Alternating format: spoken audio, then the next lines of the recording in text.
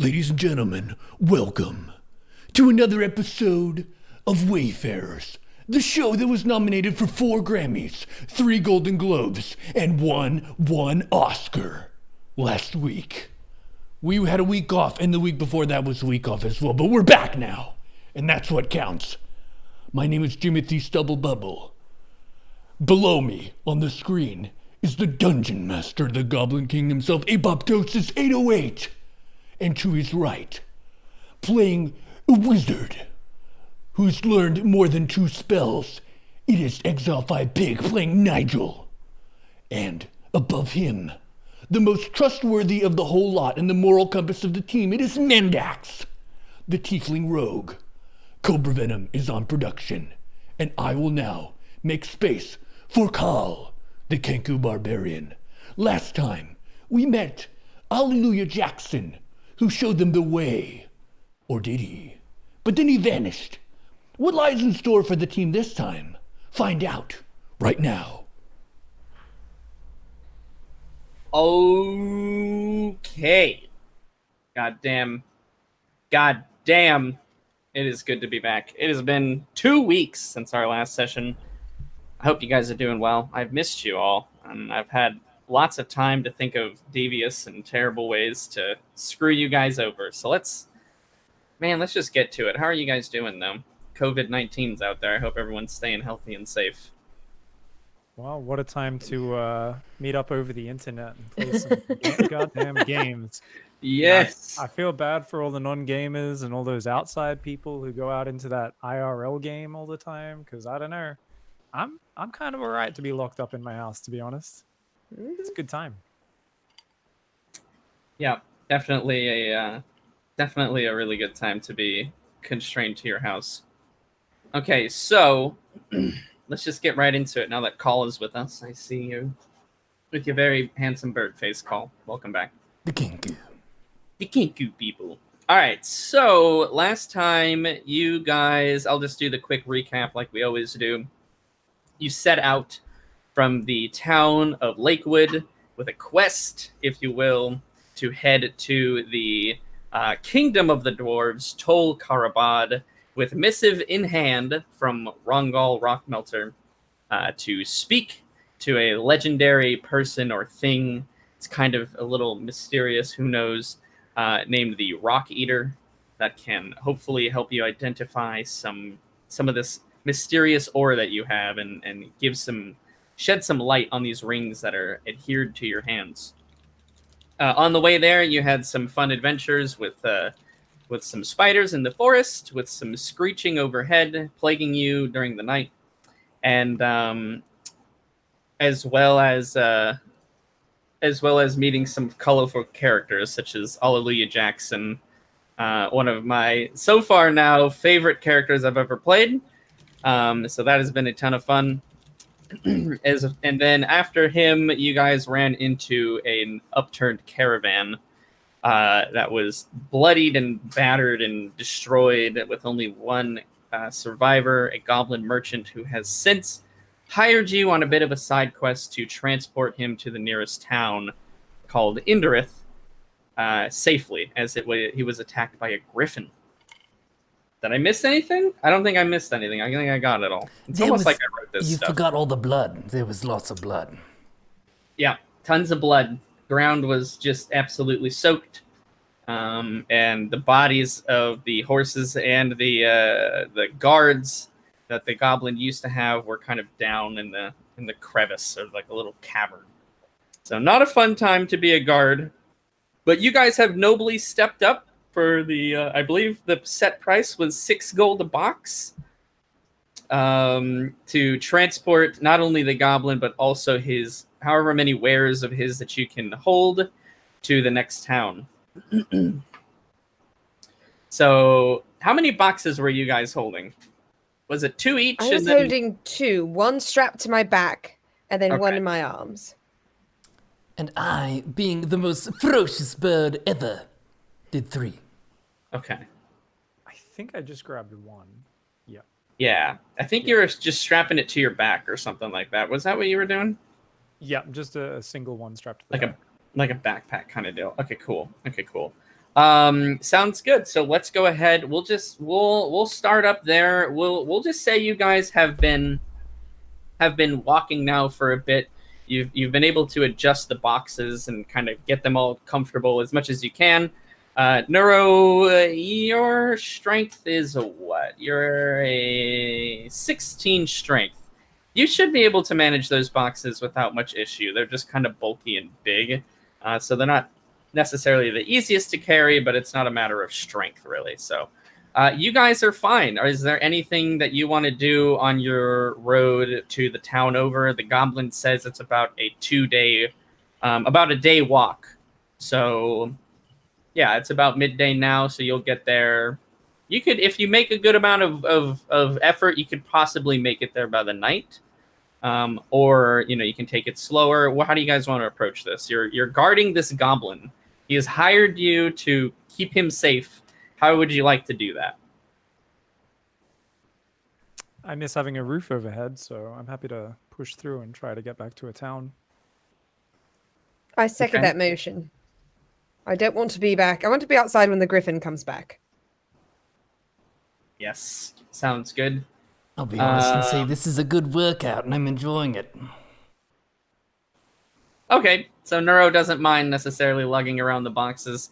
Good to stretch the old legs again after walking around a town for so long.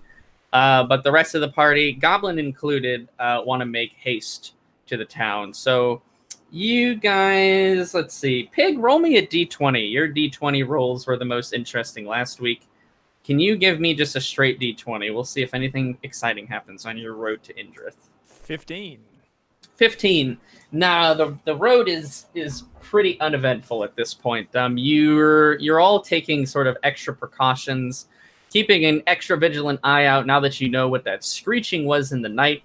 It was the howling and wailing of a griffin.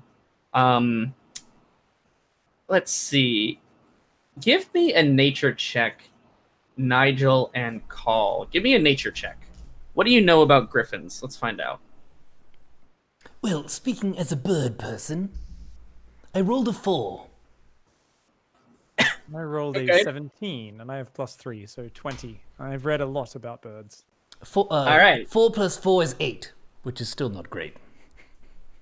Okay, so yeah, Nigel has definitely a bit more knowledge on griffins than you do, Call. While there are a wide variety of types of griffins in the world, you know that for the most part, they all have similar habits, for the most part. They're territorial. They don't often attack people on roads, populated roads, towns, things like that. They kind of shy away from towns and busy populous areas. But again, very territorial and will descend on people in a brutal fashion. To get killed by a griffin, it's not a pleasant death.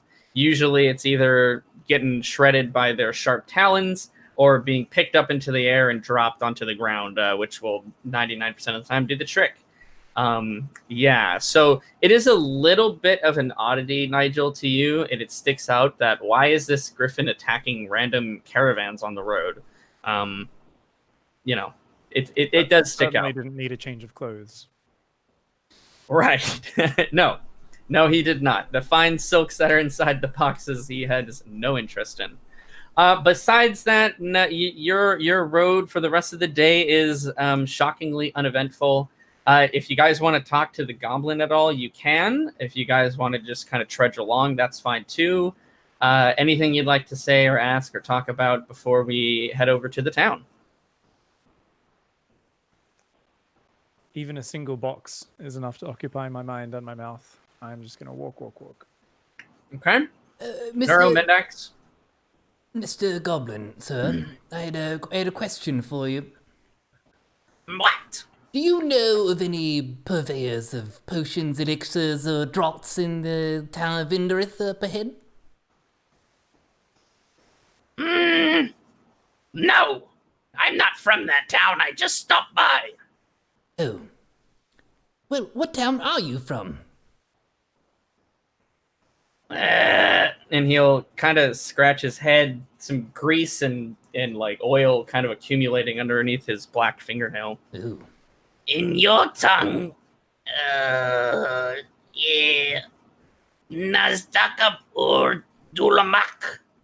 Nostakapur Dulamak. Oh, I've been there. It's a gorgeous town, isn't it? As far as goblin standards go. I mean, not really. It's pretty much a shithole. Well, I mean, but if that's your thing. speaking Whatever. as a Kenku, we are less likely to be hassled in, to quote you, a shithole. I had a very good time there. No one bothered me at all.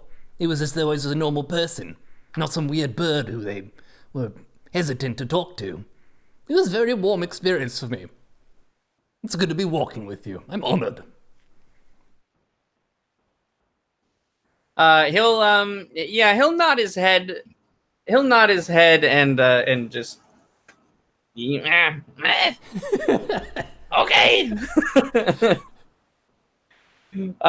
he's not super interested in talking about where he's from or really what he does even. He kind of just wants to get away. You can tell he's still pretty shaken, actually.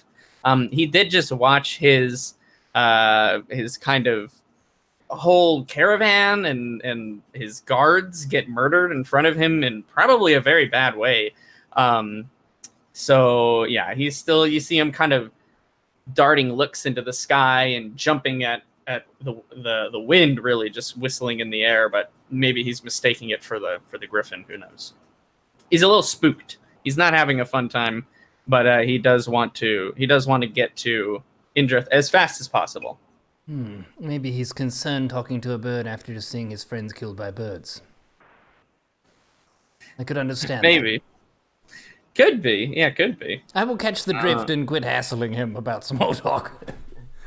Okay. All right. Well, if nobody has really anything else to talk about or they want to ask him, that's totally fine. You'll get more opportunities to do that later on too, so don't feel like you've necessarily missed your chance. We'll say that the rest of the road is pretty clear sailing. You trudge on for the rest of the day. You're not doing breakneck speed as if you're being pursued by something, but you're also not doing a sluggish pace. So you make it to the town of Indrith, and it is just now nightfall. So it is a lot cooler. The sort of Badlands, deserty air and heat from the sun is quickly replaced by a cool, almost cold breeze that is flowing through the entire Badlands. It's shocking how different the temperature is. It's much colder, probably made worse by the fact that you're all sweating and pretty exhausted by carrying these boxes to the town.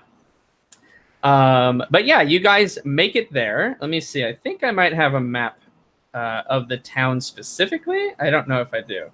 I might not, actually. Let me look. Do we have a town map? Nope, no town map, just the area map, which is fine.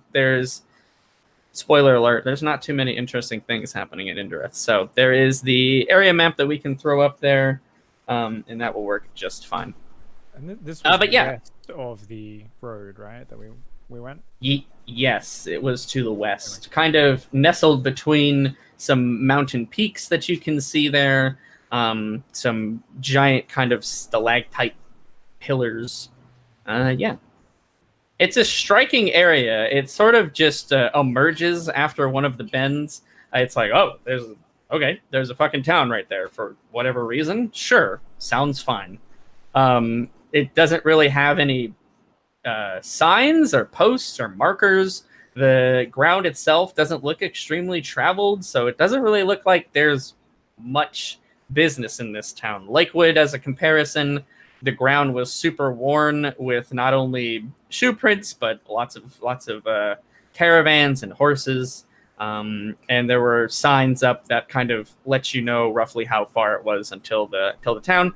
Indrith, completely different. It is just smack dab in the middle of this random area. So yeah, you guys approach the town. It's dark, but there are some torches that are lit. They're kind of just staked into the ground.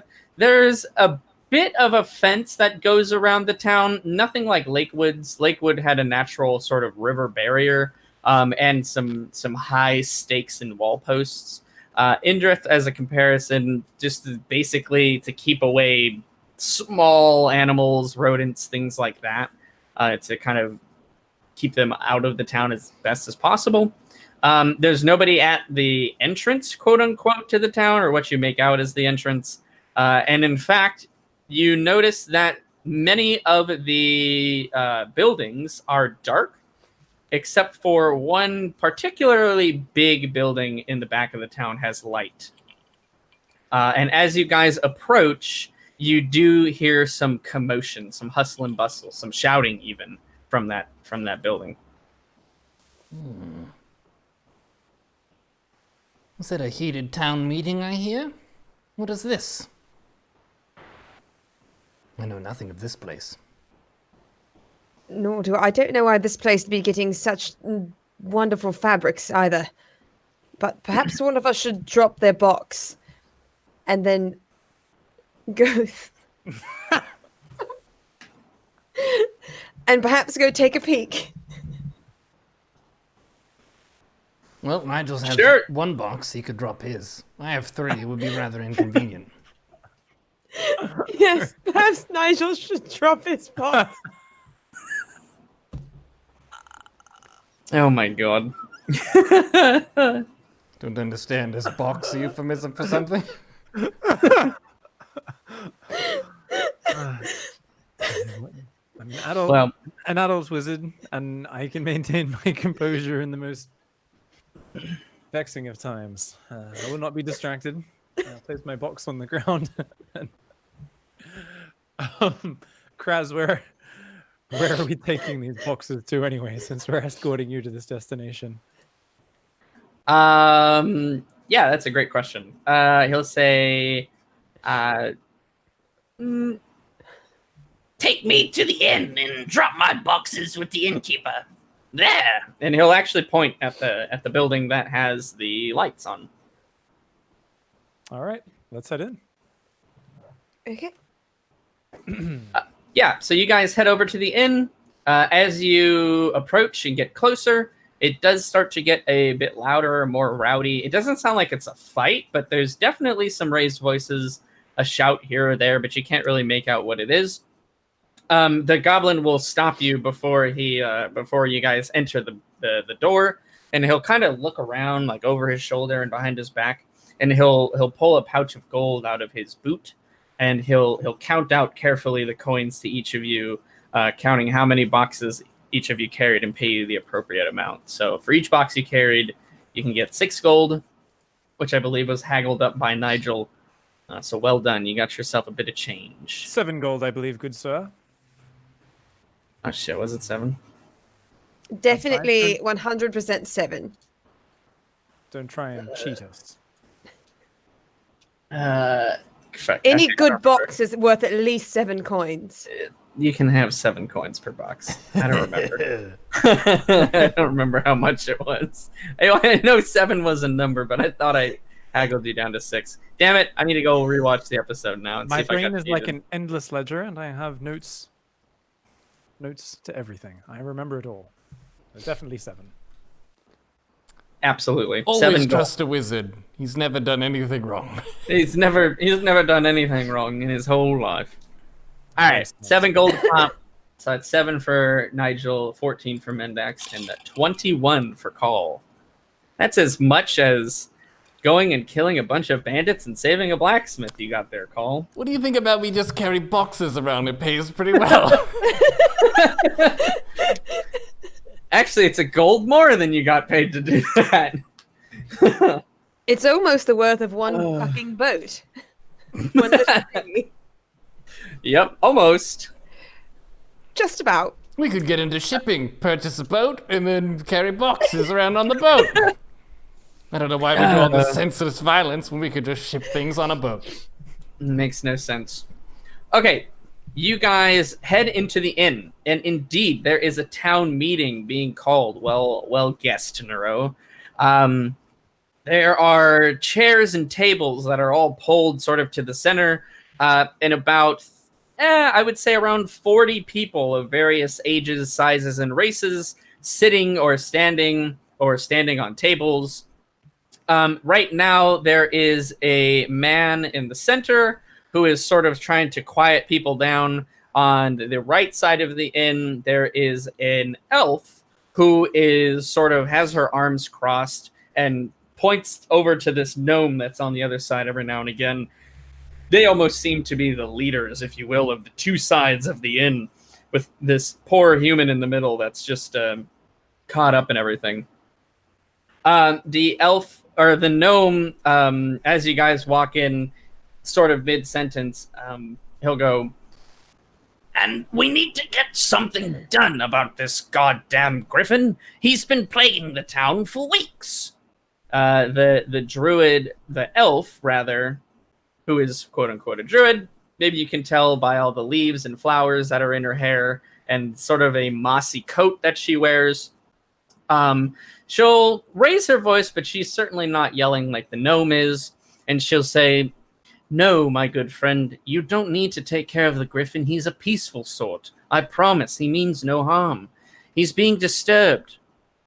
And it kind of goes back and forth like that for a little bit.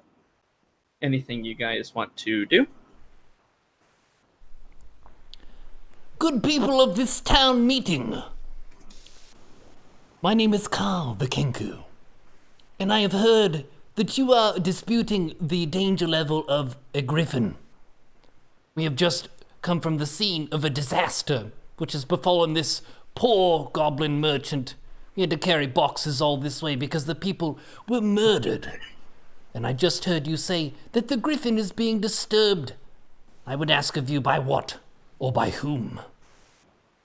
The gnome will sort of like point at Carl, like, "See, this is what I mean."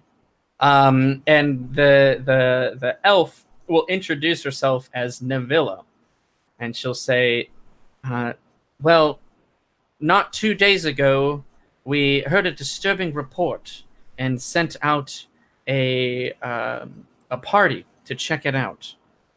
What was happening with this griffin is for the past 2 months or so, what has normally been a peaceful coexistence between our town and the griffin, who normally keeps to his mountain, has been shockingly interrupted as of late, as he's been just attacking and destroying and killing at random. So we sent out some people to go investigate, but unfortunately only one man returned, Carl. Maybe he could tell you a bit better what happened. Carl, can you come out?" And the town, the people will kind of get hushed and quiet, and a man from the back of the room, who's been sitting by himself away from everybody, not really talking to anybody, will sort of shuffle his way to the center of the room, sort of just kind of holding his arm, very defensive.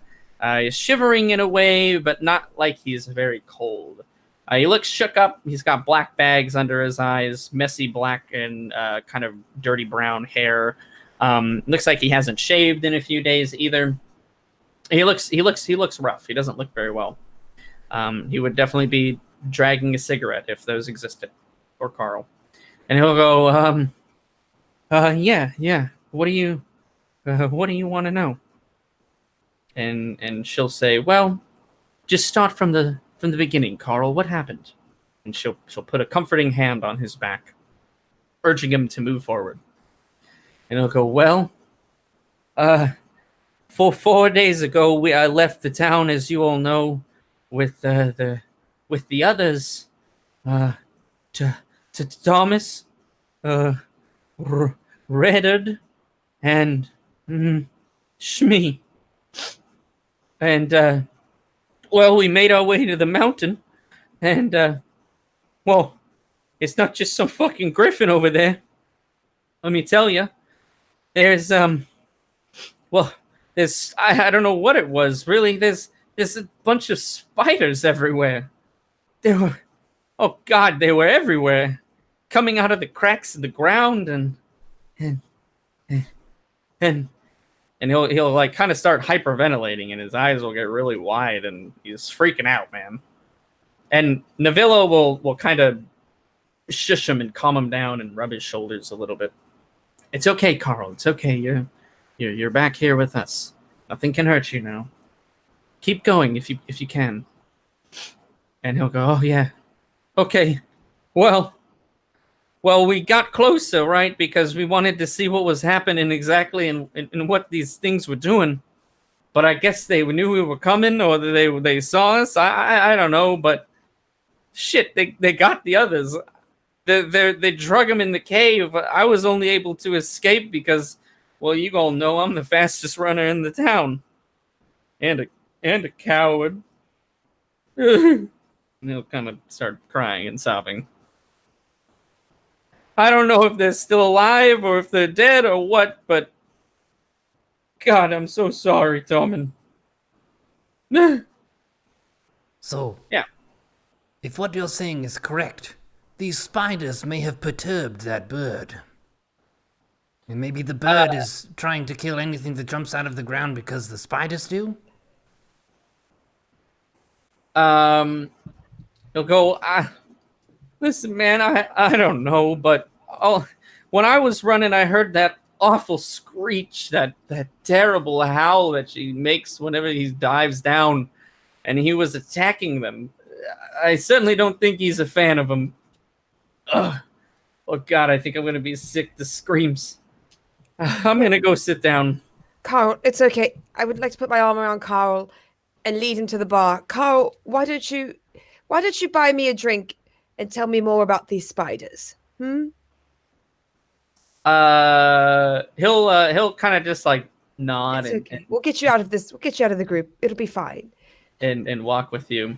And yeah, he'll sit down at the bar, and he'll actually just go around the back, and he'll grab something like how nice of a drink does he grab? Let's see. What does old shaken up Carl seem to think is appropriate for this situation? Watch your shoes, Carl, and your pants. Shh. Mind your business, Carl. Carl or He Carl? grabs a jug of milk and he sets it down on the counter for you guys to drink. Thank you, Carl. By the way, my name is Carl. I don't know if you got that. Oh, okay. I would like to... So real quick, yeah, Mendax and Carl are like over now, away from the group. They're quite a bit away on the side. So, Yes. Yeah. Go ahead.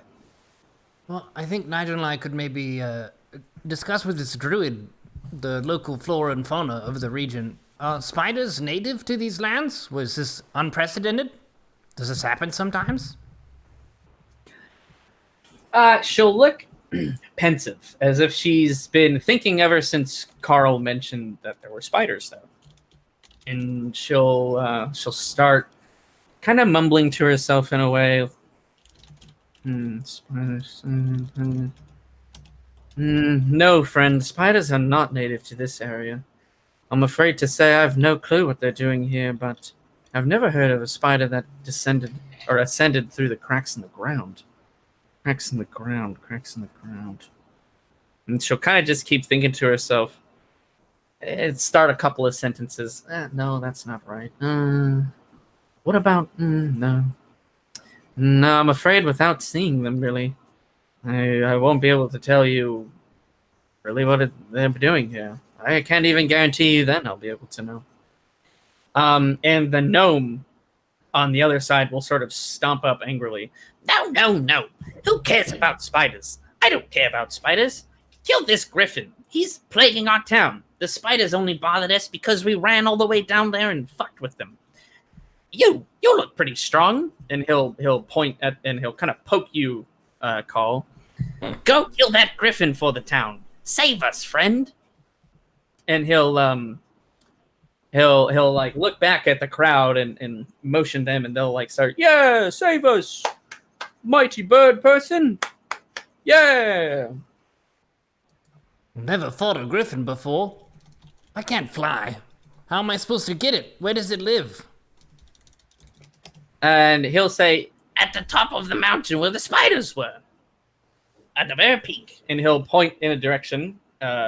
It's further down the road that you guys are traveling to the south towards Tol Caravan. And so it's about half a day, maybe 3/4 of a day. Even I've been there before. But at the very tippy top of the mountain, that's where the griffin makes its nest. Used to be such a attraction to watch that bird fly around the mountain. Until it freaked out and started killing people. Bad for business, if you ask me. And the Navilla will interrupt. No, we don't need to kill the griffin. I'm telling you. If we can just take care of those spiders, the griffin will leave everyone alone. He's an innocent creature. There's no need to murder him. And they'll start arguing again. No, kill the griffin. No, the spiders are the problem. Please, listen to reason. Griffins or spiders? The room seems divided in this.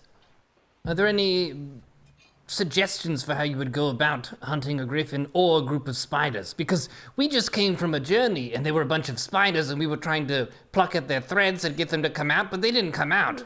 So if they just stay in the ground, we go walk over there, we get nothing done. How do you lure out a spider and kill it? We just bring Carl. No, I'm always with you.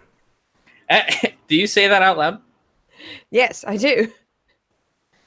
No way, man. No, I'm not going back there. I'm never going back there again. No, I'm not going to do it. And he's going to jump up off of the table. Drink your milk. Drink your milk. No, I'm not going back. The screams. I I don't And I'd think just he'd like be to- much use in combat. Pat him on his head. I'm not looking to bring him the... I'm going to cover his ears. I'm not looking to bring him for fighting. It's called bait. And then I take my hands off. Good boy, Carl. he'll be kind of sobbing and snot dribbling out of his nose and into his milk as he drinks the cup. He's a pitiful wreck. You're not sure if your plan is to try to bring him along. I will say it looks like you would have to probably knock him out and bring him by force. There's probably no way you're going to convince him to come along willingly. I walk over to Carl. Yeah. Carl, how many hours have passed since they were grabbed by the spiders? He'll say 3 days. 3 days. I came back 3 days ago. All right, not exactly the answer I was hoping for. Never mind. But, they might still be alive, right? I don't know. Spiders have been known to hold their victims in cocoons and slowly leech them over days. Oh, But Nigel. It Maybe might take us a long time to get there. And it really depends how strong their life force is. And, as they get drained, it depends how hungry the spiders are. And it depends, Oh, of course, God. how strong they are. And I'd have to Trained calculate- in days. Nigel. Oh. Sorry. Yes, Nundax? I'm sure your friends are all fine. They're just totally fine. Damn it, I'm so sorry. I suppose we. There's always a chance, yes, for sure. Carl, I understand you've been through a lot. I know. Many people around you didn't survive, and you may be carrying some guilt and some fear and some worry. Life is hard, and you've been bearing the brunt of this harder than much of the other people in the town who are just bickering, but they have not seen the beasts which crawl from the earth. But you have. But today is a fresh day, and you have a life ahead of you, Carl. Believe in yourself. Do not be too afraid, just the right amount of afraid. You're safe in the inn now. You can stop drooling on the table. Roll a persuasion with advantage. 15. Do I have a plus? That's a 16 is the first one. Okay. And a 15, so a 16. 16 and a 16. Yeah, you don't instantly kind of snap him out of his stupor that he's in and his sort of panic, but he kind of some life returns to his eyes, and he kind of clears the way all the snot that's on his face onto his not his nice clothes, but his clothes. And he kind of nods along with you, and for the first time since you've seen him, Carl looks a little hopeful. Yeah, maybe things will go back like normal. You gotta save him, mister. You gotta save Tallman. So what are we, three wanderers who are gonna randomly show up and you expect us to solve the problem? Is there a team here? What's the administration? Is there a sheriff or some leadership in this town? And the man that was standing in the middle at first, kind of still trying to calm down the crowd, which has gone back to arguing and bickering and yelling back and forth between each other. You get the sense he's probably the closest thing this town has to a quote-unquote leader. It's not as big or sophisticated of a town as Lakewood is, like I mentioned before. There's not necessarily a direct need for there to be a mayor or even a sheriff. They probably just take care of things themselves. As far as a team goes, you feel like represented in this tavern is the entirety of the town's populace. Like I said, there are kids, there are babies, in fact, old people, very old, kind of decrepit people here as well. So yeah, this is not a town that makes their living by fighting. You're the closest thing to fighters that's in this room right now. Well, I feel kind of strong now. Well, very well. I mean, strength 16, pretty good, dude. Yeah, it is. It feels pretty good. So we've just been weary of traveling for a very long time. I think the three of us would be willing to be dispatched on some sort of mission, but are we the deciders? Are we the swing vote in this conversation? I see these people over here say spider, spider, spiders, and these people over here, they say griffin, griffin, griffin. You're gonna throw your lot with three random travelers. Are you asking someone in particular or the room? Or... I'm kind of focused on the leader person in the center, but projecting loud enough that everyone can hear me. The leader, who is sort of he's not fat, but he's not skinny either. I think it's called thick. He's thick, maybe a 2 C's, maybe 2.5. He's got hairy arms, a bald head, and a black mustache. He looks like he's probably in his 50s, a bit older. He'll now, God damn it, let me speak, please. For God's sakes, everyone just be quiet for a moment. And he'll mess with his face, kind of wipe it off with a rag that he keeps in his pocket. And he'll tweak his mustache really strangely. I mean, it's kind of pointed at the end. He looks like a classic cartoon villain now. and he'll say, well, we're really not in any sort of position to be asking you any favors, but I'd be beside myself to say that we sure could use the help right now. It's not every day the gods just hand you 3 able-bodied adventurers ready to go and save your town from undue peril. But I won't look a gift horse in the mouth. If you guys want to take on this, I mean... I don't know about paying you necessarily, but we'd sure be grateful for it. And we would be very happy, of course, to seek out many fierce beasts and monsters all around the world and to create happiness and world peace and also perhaps create some rainbows and clouds. But we do work up a large appetite when we're fighting these creatures and solving these problems. And not to mention, of course, my bird friend here has a very strong thirst that will get only stronger after some fights. And perhaps there were some elixirs or potions that you might have that might whet his appetite. My wizard! Looking out for the group. I like it. Well, I mean, some potions. Do we have any potions we can offer these guys? No.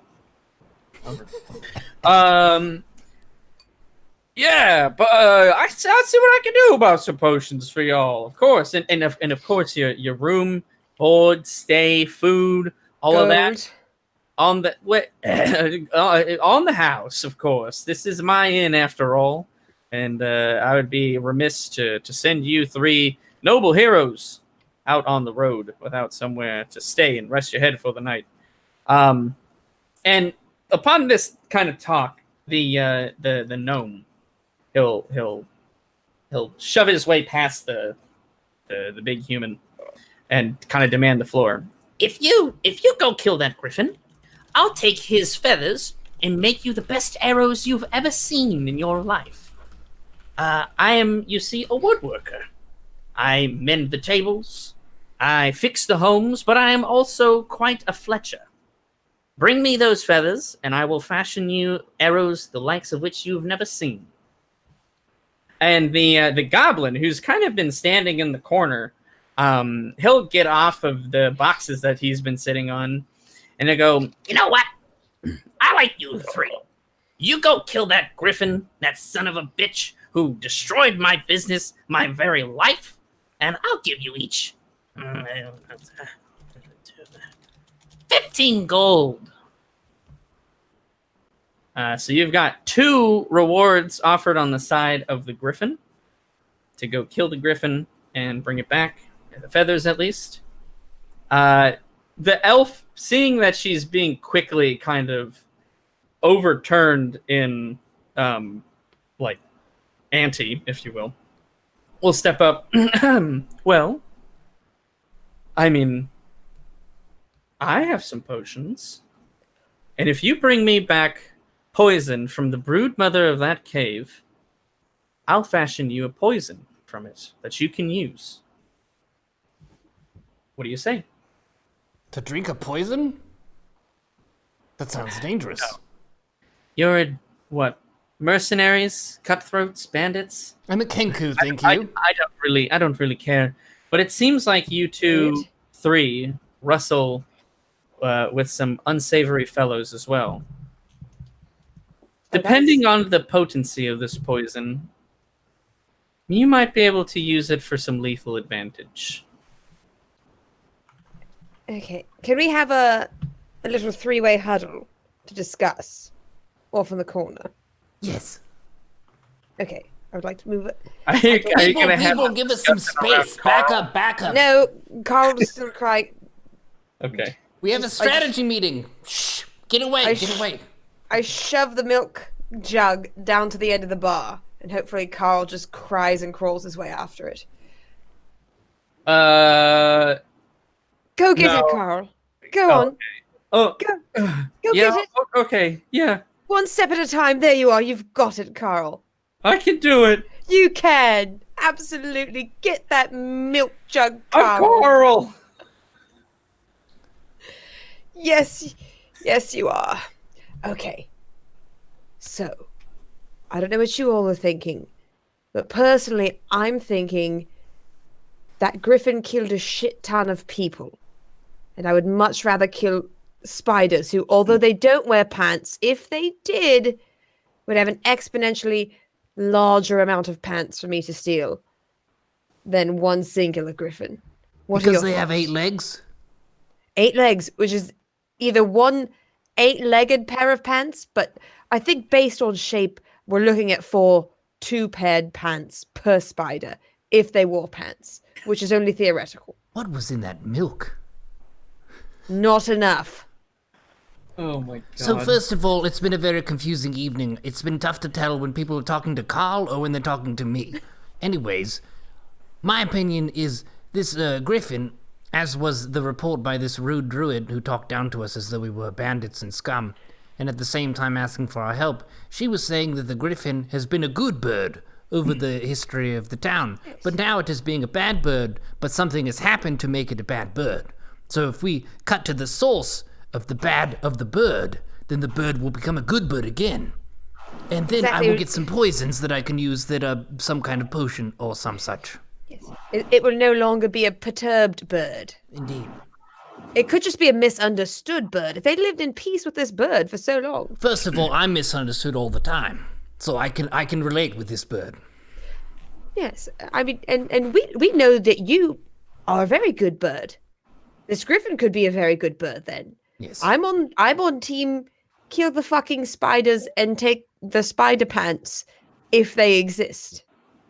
Nigel, I think what are both you make on? good arguments, but I suggest we simply propose to these townsfolk that we solve their problem, and how we do it is up to us. Now, whether we return with the poison from the brood mother or whether we return with the griffin feathers, we'll see what's easiest. And I think you both make good arguments. A gigantic beaked bastard just killed an entire caravan of guards, and we may be working better as a team, but I don't want to get pecked to death. I also don't know how the hell we're going to get up the top of a mountain through what sounds like a very spider-infested region. So I suggest we keep our eyes open. I have a Maybe we question can for kill Nigel. 2 birds with 1 stone. Oh no. Can you talk to Oh, griffins? Nigel. Can you talk to griffins? I'm pretty sure I know the answer to this one, but hey, Pop. No, you cannot. You can't high talk. enough, high enough nature doesn't let me speak. Okay. But what if I let out a very convincing caw? He has heard the screams. You could say at least 2 words that you may not know the meaning of in Griffin. Oh, yes. But what if the griffin was, say, flying about and saying, fuck all of you, and then I said that up to the bird, then that would only work to our disadvantage. I mean, quite possibly. Unless you were yelling it at spiders. We know that the bird does not like spiders. Oh. So you're saying we should team up with the griffin to fight the spiders? If possible. Although I think what Nigel is saying makes the most sense. We tell the villagers we solve the problem. And then when we come back, we potentially can get all of the rewards. Because if we destroy the spiders and we make the griffin happy, we could get griffin feathers without using magic to pluck them, because we've seen how that works before. We could come back with the griffin feathers, with the spider bits, and get lots of rewards and not have to kill the griffin. But there's no way there's no way we're getting out of this without killing the spiders. You can't even get to the griffin without the spiders. So That's some fucking logic. All right. So you're saying that we should rest up tonight and then go tomorrow? absolutely, because apparently there'll be no drinking in this town because everyone in the inn drinks milk. Oh no, there's like a full complement of alcohol in the back of the bar. You just grab the milk. Okay, we're going to do some work in this room before we leave the inn. I'm just saying, both of you, I expect a drink. And I don't want to pay for it. I just got gold. What? You got paid so you don't want to buy things? That's exactly how that works. Tieflings have the strangest customs. Usually in the Kenku way, this is a long-standing tradition, once you have money, that's when you make purchases. I don't want to seem rude, but I would very much appreciate you not to shit on my culture. I'm just saying I don't understand it. That's all. Well, how can you have money if you spend money? Well, you earn it. Yes, but then if you spend it, you don't have it. And then you have to earn more. It's an ongoing cycle. That's why we have to continue to work. You And should we are not on always some- earn more, but you should spend less. Are you trying to give me life coaching now? It's financial Absolutely. advising, dude. Who has more gold at present? How much gold do you have? I'm sorry. Are you a tiefling in a racist world? I don't think so. I asked how much gold do you have. Nothing I said was racist. No, I have less gold because I'm a tiefling in a racist world where they accuse me of purposefully sinking boats. I mean, that was true. That's not a number. Do you know neither numbers? of my teammates know that, DM. Oh, my bad. That was for the viewers. Oh boy. Well, It's a little right. bit odd for me to be lectured about my gold when I have the most on the team, but I understand where you're coming from, and I believe now we could perhaps get some rest. Fair enough. So the town is kind of all looking at you guys, giving you your distance as you got on their case about being too close, but they're watching you. They're not eavesdropping, but they're just waiting for your answer, So, essentially. Carl, you can tell them that we'll solve their problem, but we'll do it our way.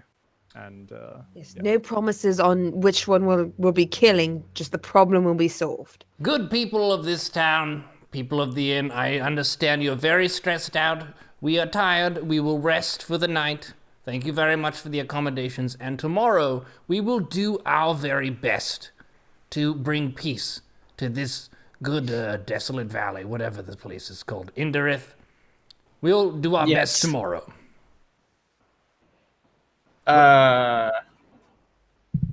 The innkeeper, as you know him now, the mustachioed man, will go, okay. So, any chance a little bit more specifics on that? What does that mean? Oh my goodness. So you're going to ask for our help and then question the way in which we give it? So here's how we work. Here's how we work. So rude. Whenever situations develop, sometimes you need to read the information that is available, because we've been getting conflicting pieces of information from this town about what's going on and what we should focus on. So we are going to go with a fresh perspective, see what's up. Maybe we come back with feathers. Maybe we come back with poison. Maybe we come back with both. You see? But in either case, we are after your peace and safety. We could just kill everything we see. Would that make you happy? No, not necessarily. Okay. I do appreciate it. I think that will be just fine. Now, How about you you let heard the the experts next handle it? word, person, everybody. Go on home. Get back to your hovels. Get back to your houses. You can't stay here.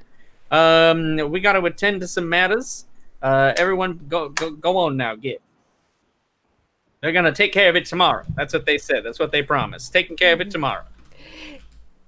Any chance of a nightcap? He'll pour you a drink of some sort, unless you have a specific thing that you want. Nope. I'm pretty open, so long as it's not goddamn milk. I see. Something to help you sleep at night. I understand. Absolutely. It's been a long day. You understand. Yeah, he'll walk. I don't have a problem. I just, sleep. Okay. Yep. Sure. Whatever. And he'll pour you a drink. The elf will walk up to you though. Called Navilla, and she'll go. Before you leave in the morning, regardless of what you decide, come see me first. I think I have something that can help, and hopefully sway your opinion. And then she'll do a nice little bow, and we'll head on out. Everyone's still kind of up in a tiff about. No, Griffin this. No, Spider this. I'm Carl. I'm sad. But they'll leave one by one. Slowly, the inn kind of pours out, and you guys are alone. The mustachioed innkeeper will kind of just bumble about, putting things away, readjusting the chairs and tables, And getting us drinks, right? Yeah. He'll get you drinks. And some hot food. We are Of quite course. hungry. Yep. He will give you guys free room and board, food, drinks on the house, no problem. Carl, I think that druid might be into you. Happens all the time. After I had that hot elf ghost babe experience, it's just one after the other. I don't know what it is. Maybe it's my broad shoulders. My beak is very long. I don't know. But if she's going to help us, she's going to help us, and it might help us. Whatever. I mean, we'll take the help any way we can get, but I'm just saying. Well done. You could do far worse. Thank you. Very good. So shall we get some rest now so we can pop up in the morning and kick some ass? I Absolutely. We've had our food and drink now. Yeah. Yeah, sure. I'm down for spider hunting. Absolutely. Let's get some rest. All right. He shows you to your rooms. You each get your own. Congratulations. And yeah, it's moderately comfy bed. Certainly nicer than you guys have been sleeping and living for the past week. If you want to clean up, there is a wash basin in each of your rooms. Blah, blah, blah.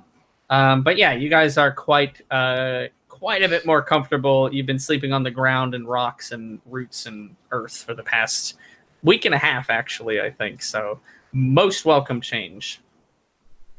Only note, I will very vigorously scrub off the area of my hand where Kraz shook my hand after spitting in it. And there was a thick, cheesy kind of resin left on my hand after that, I believe, from his goblin saliva. So Yeah. I'm going to go a little bit kind of Macbeth, spot for spot. This thing is disgusting. And my You're hands getting are a rid of little the... bit, the skin's red and raw I'm like, get that shit off me. That was disgusting. Oh, man. Goblins not sought after adhesive, let me tell you. I would like to cleanse myself and then use the remaining water to wash off the pants that I've acquired. Just keep them clean. I'll hang them out to dry. Okay, so the pants you stole from Alleluia Jackson? Yes, Or my Jackson pants. I only have his pants, but 2 his shoes, and then one other person's pair of shoes. So, My God. but I threw one of those shoes at a wolf. So I have 3 shoes plus the 2 shoes that I'm wearing, and an extra pair of pants. Okay, noted. I hope that's all represented in your inventory. My inventory is filled with rocks and pieces of paper, and yours is filled with other people's items of clothing. Okay, this is... If they wanted them, they should have held on. You make fun of her now, but when you lose your shoes and she has a spare pair, you won't be laughing. Exactly. I gave you the pants to wipe your hands off with at one point, Nigel. Okay, so I have to wash the pants now. You're welcome. Thank you. That is true. I forgot about that. Poor pantless Alleluia Jackson, dude. Out there somewhere. Neuro, anything in particular you're going to do before Call heads to sleep? Yes, I would like to admire the fire-breathing potion and the sharpened halberd. Just maybe checking it, make sure it's still intact and good and looking fine. And then I would like to rustle my feathers a little bit, maybe do a couple stretches, and then I will rest. Yeah, absolutely. The halberd still razor sharp. Sometimes when you move it and it catches the light on this perfect angle, you almost see like a blue flash that comes off of it that you've never seen before. And yeah, the fire potion that you crafted with the alchemist in the previous town, it sort of is in constant flux and motion. It swirls around. It's not fire that's contained in the bottle, but it certainly seems that the liquid is aggressive, almost has a life of its own. And yeah, you ruffle feathers. Can do. And head to sleep. Mm-hmm.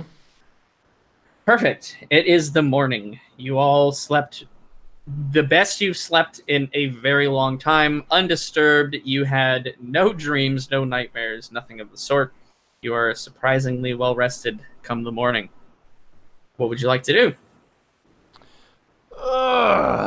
Feels good to be an adventurer sometimes. This is a nice accommodation. Am I in the same room as them? No, you're all I would in hope separate. not. I will just We say could this date aloud them. to myself then. Okay. I would like to jump kick out of bed. Roll an athletics check. Okay. And athletics. It's going to be a 15. Okay, yeah, you're still a little sleepy waking up, but you managed to pull off a jump kick. It's not the fanciest one you've ever done, but hey, it's pretty good. The kinku. Yeah. Good. Nice. Anyone else want to get out of bed in a flourish that could possibly end up in you tripping? I would just like to reach for the cup, the jug next to my bed that I brought up from the nightcap, and see if it still has any remaining beverage in it. Yeah, there is a sip or two at the bottom that a floating cockroach has been enjoying for the night. Okay, then I toss out the cockroach and I finish the drink. Absolutely. Some hair of the dog, if you will. Yeah, it hits you pretty hard. It's some stout stuff, but nothing that Mendax can't handle. Right. Nigel, I Nice assume you get smell. out of bed like a normal person. Yes. Some of us simply have to study our spells for the day and, rise and shine. And Yes. Make yeah. sure you have prepared the spells that you would like with the knowledge that you may be going into combat today. So make sure that you have the appropriate ones prepped. Your spell slots are also reset, so you have all your spell slots for the day. What is a wizard's spell preparation like anyway? Do you go to yourself, firebolt, firebolt, firebolt, but then a firebolt, firebolt, firebolt? Is it like that? I mean, a firebolt is basically second nature to me now, but if I want to do something more complicated, I must memorize the runes, practice my swish and flick, make sure it is Leviosa, not Leviosa. All the normal. When did you get changes that and wand? That's a been nice carrying wand. This whole time. It is quite nice, isn't Oh. it? Is it mahogany? What kind of wood is that? I believe it's 9 inches of oak, I believe. That's oak wand. That's a very nice Very- wand. 9 Very- inches, very good for you, Nigel. Very No, fun for stuff. God's sakes. I don't know why you're laughing. Nope, no reason. But you can cast some potent That's a spells very, with that. very sturdy wand. Well, it's important that they're well made, otherwise they could break. And then you can't use spells. Well, have we gathered up again? Everyone's leapt Sure. out of bed, prepared their spells, made sure their wand is Take good. us to this druid that was hitting on you, Carl. Oh yes, that's a Uh, good point. Yeah. So after Nigel prepares I think you get 5 spells that you can prepare, not including cantrips. You guys make your way to the druid, the elf. As you leave the tavern, the inn, if you will, the village is kind of slow to rise. It doesn't seem like there's anything super urgent for these people to do in the morning. But the inhabitants of the town that are kind of walking to and fro give you guys a wide space that try not to cross paths with you. It's not that they're afraid of you necessarily, but they're just trying not to get in your way, as they understand they're kind of working off of your good moralistic intentions. But yeah, we'll say you asked for directions from the innkeeper before you left, and he pointed you in the right direction. She lives on the outskirts of the town. There is minor, it's not really trees, they're more really small shrubs that are planted around her house. Nothing too fancy. It looks like they're kind of wilting, but staying alive as best as they can in such a desolate wasteland. And she's sitting out in front of her house meditating. Hello, wise lady druid. Not to disturb your meditation, but I did want to say that those are very nice shrubberies you have around your home. It's a good line. It's a very good line. Keep going with that. Thank you, thank you. Oh my god. She'll open her eyes. Yes. Call, welcome. And I'm sorry, I did not get your 2 names. And she'll kind of look at Mendax and Nigel. I mean, we don't really matter. I'm Mendax, just a friend of Carl. Just a friend. Don't worry about me. Mendax, I don't even matter. Okay. Nice to meet you.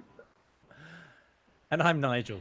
Have I told you about the many times Carl saved our life over the many weeks adventuring together? He's the bravest warrior I've ever met. Oh my god, and so strong. So strong. That's very nice.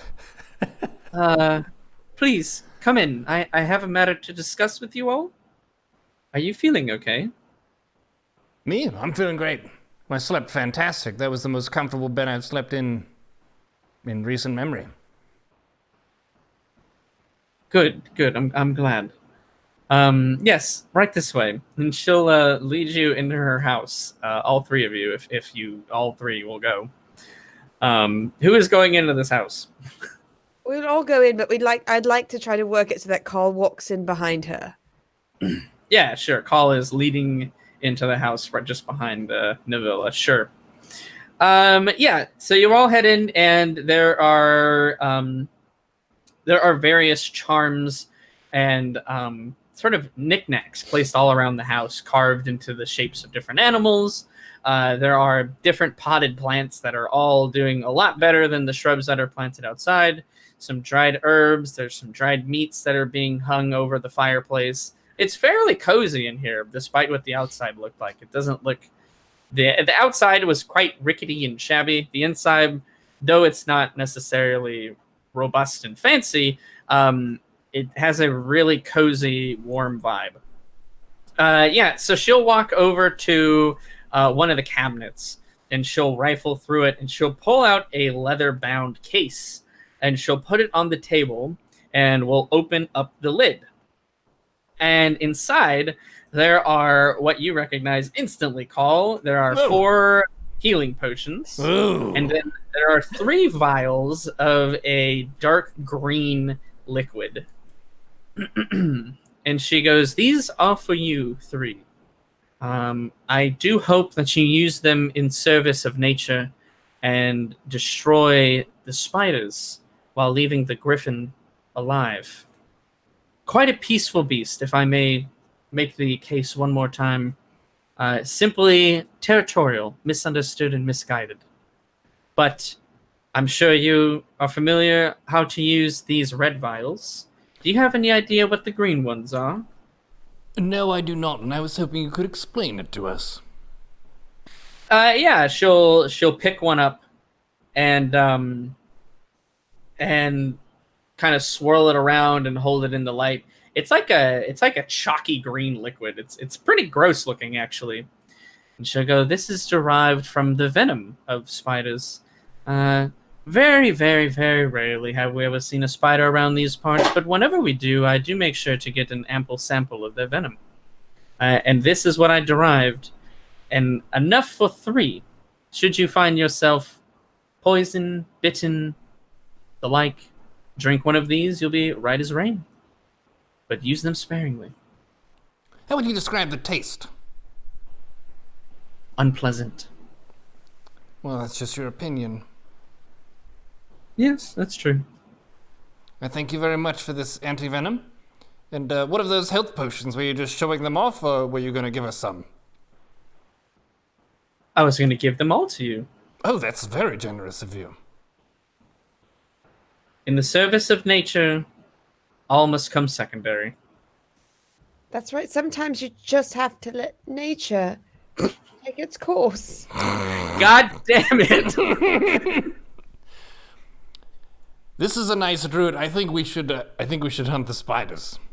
And now we have some anti-spider. No one gave us any anti-griffin venom. Anti-griffin? What do you use again? Yep. Them. You know that griffins aren't poisonous, but if you want to still talk about anti-griffin venom, that's fine. No, I wasn't. I was thinking aloud. Oh, okay. Simply saying that half of the town was in favor of the spider hunting and the other half in the griffin hunting, but now we have a tool to fight the spiders. Exactly. Much more safe. Well, good. And, You must forgive them. They mean well. They're just frightened. And I don't blame them for wanting to kill such a noble creature. I only wish that you were able to stop the spiders in time before it's too late for the griffin. And if by chance we also find ourselves under assault from the griffin, do you know any way of escaping its wrath or distracting it so we can escape? Ooh, that's a great question, Nigel. Let's see. She'll think for a moment, and she'll go, well, griffins are carnivorous, but despite their appearances, they don't often like to work for their food. If you find yourself in danger from the griffin, I don't know, maybe throw a bundle of raw meat to the side. It'll find the easier prey much more appealing. Perhaps spider meat would do. Maybe we should go hit up the butcher's shop before we leave then. The butcher stocks spider meat? Well, I But- mean, we can grab spider meat on the way, but it might be a bit dicier. Well, so if you perhaps we should noticed just when get we some- came in, there are some nice dried meats just hanging here. Might we trouble you for one of these? The dried meats? Or is that not Just good? saying, of course you can. But I do think griffins prefer their prey more or less raw. Oh, me too. I But understand she'll, that. regardless, she'll unbundle some dried We will meat take off the the jerky, ceiling. absolutely. Yep, she'll give it to you. Here you go. My own creation. I hope you enjoy it. Yeah, thank you. Oh, she's a very good cook. Yes. And giving me potions. We're off to a great Sure. start. Such an excellent quality. I'm sorry, just very impressive. Indeed. So, Well- if we face the griffin, we can throw some meats out to the side, and the griffin will have the meats instead of us. Hopefully. And if we see the spiders, we can throw the meats. Oh, no, we can fight the spiders, and after they bite us, we can have the anti-venom. Yes, but I do advise just not getting bitten. That's good advice. Well, most of the time. God damn it. Oh. Please excuse Mendax. She's Well, from a if different you're a culture. vampire, then people want. Never mind, whatever. Biting is sometimes, a matter of unlife or death. What? Do you mean to draw venom out of a wound? Yes, exactly. Oh, yes. 100%. That's exactly where I was going because I made that much sense. Please excuse Mendax. She had as much as she could to drink last night.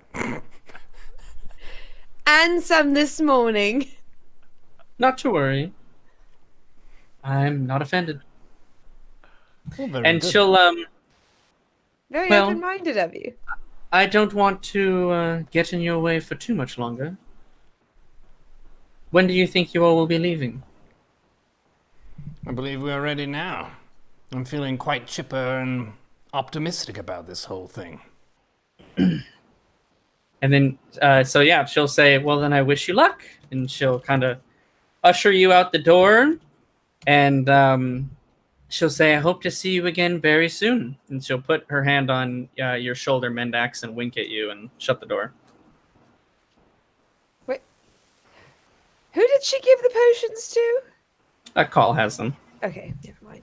Damn, Carl, you were supposed to leave one still in the house. You had a reason to go back in. What? We have to go back after we complete the quest anyway. What? You know what? Never mind. I was going to say something, but now I have to go over, so we might have to mark this as NSFW already. I'm going to stop. It's fine. No, not going to say it. Let's go to the butcher's. Okay. They do say that the Kenku's wings don't work, and in this case, it seems their wingmen don't work either. The wingmen are working very hard. It's not my fault. One of the wingmen was trying. Look how smart I am. Look at my 9-inch wand. I didn't show it to her. I was showing you earlier in the tavern, and I think you were both quite impressed with my 9-inch wand. It's made of oak, it stands quite straight, and it makes good magics. Oh, for God's sakes. All right, you guys head to the meat store. We delivered box. We've shown each other our wood wands. And now we're going to the meat store. Excellent. Wonderful. Just one thing Okay, I just after wanted another. to recap in case anyone had missed anything. Just in case. Couldn't have anybody coming in halfway through and not knowing what's going on. No, you never want anyone coming in halfway through. Well, we All had to right. top Hot Elf Ghost Babe somehow, and I think we have. Well done. Oh, for God's sakes, dude. Are you going to the meat shop? Yes, we are going to the meat shop. Paul, lead the way. Meat. I'm very excited to be going to the meat shop. Okay. You walk into the meat shop, and it'll go. And there's a man standing behind the counter with a big butcher cleaver. It'll go, "Hello, my name is Richard. What do you need?" Do you go by Dick, Richard? Oh my goodness. Why, yes, I do. So we went to the meat shop. I found Dick. Oh dear. Just when I thought we were done, I realized we had only been getting started. This is a rather lewd town, isn't it? Oh my God. Do you want some of my meats? Yes, actually we do. What can I interest you in? Give us the Here we biggest have. give us the biggest piece of meat you have. We're going on a very perilous journey. And I'm sorry for my compatriots, they just can't hold themselves together. Oh, a Before perilous we go, journey. we love to fill up on meat before an arduous journey. Wowie wow. Okay. And he'll walk to the back of the store. and he'll unbundle something you can't see and put it in a bag.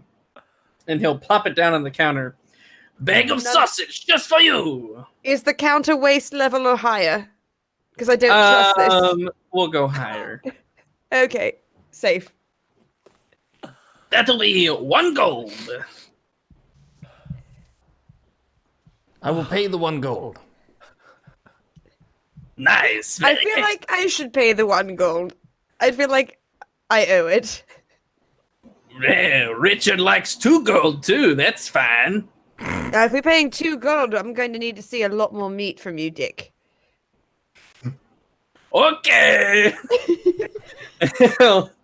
he'll walk to the back and he'll go get some like steaks kind of and bundle them up as well and put them in another bag. Meat just for you. Thank you. Your meat looks wonderfully tender. Oh yeah, I pound it myself. Daily?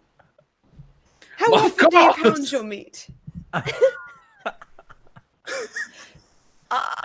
Every morning and then right at night. Well, it seems you're a very hard worker. I respect that. You put a lot of Just effort like into your my craft. father. Your father used to pound your meat. I'm so sorry.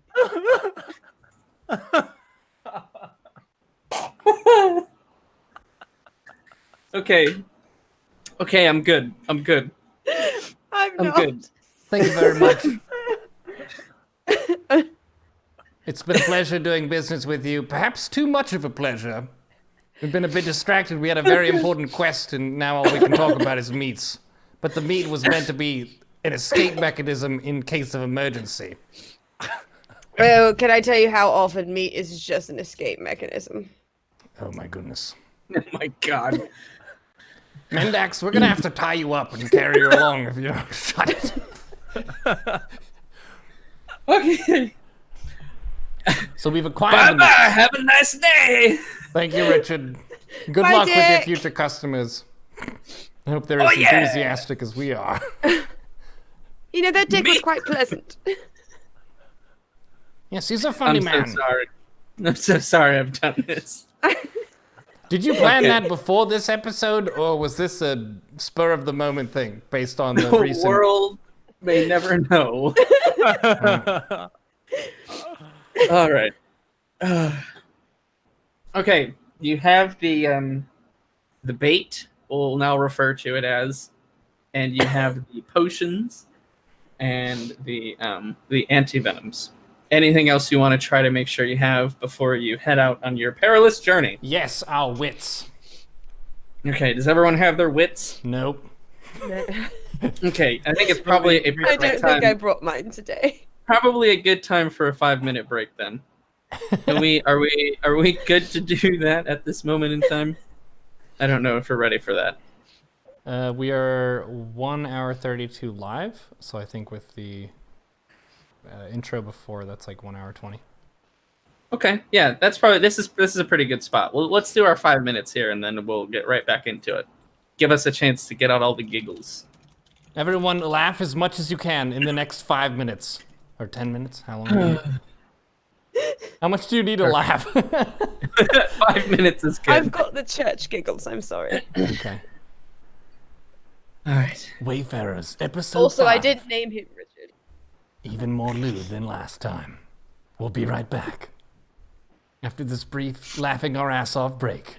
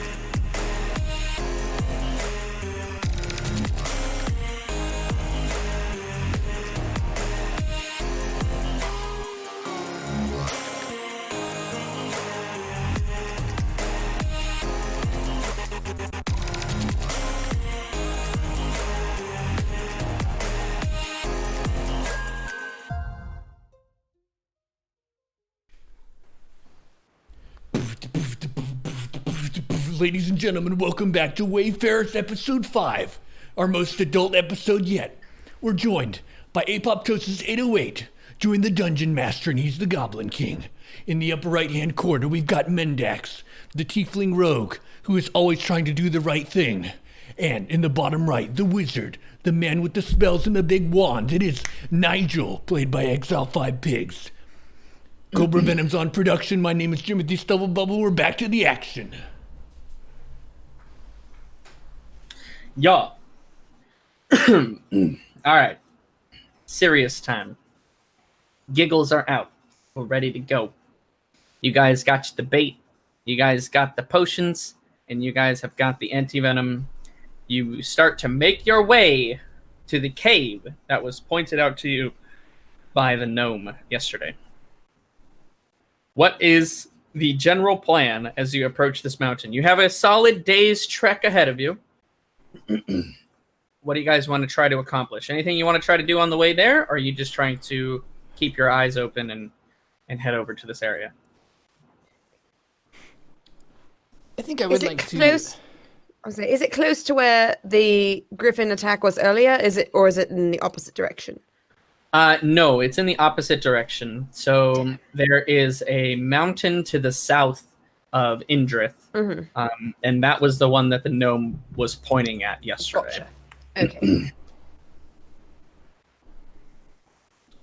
I believe we should head due south in that case. Agreed. Okay. Sounds good. Yeah, you guys make your way out. It is still very early morning. Even though you all had a very comfortable night's sleep, you still can't shake your usual sleeping habit of waking up a little bit before the sun gets up. So yeah, you guys make your way down. Let's go with Mendax. Each of you guys roll me just a straight D20. Let me know what you roll. Oh shit. 7. 6. Okay. That's a 2. Okay.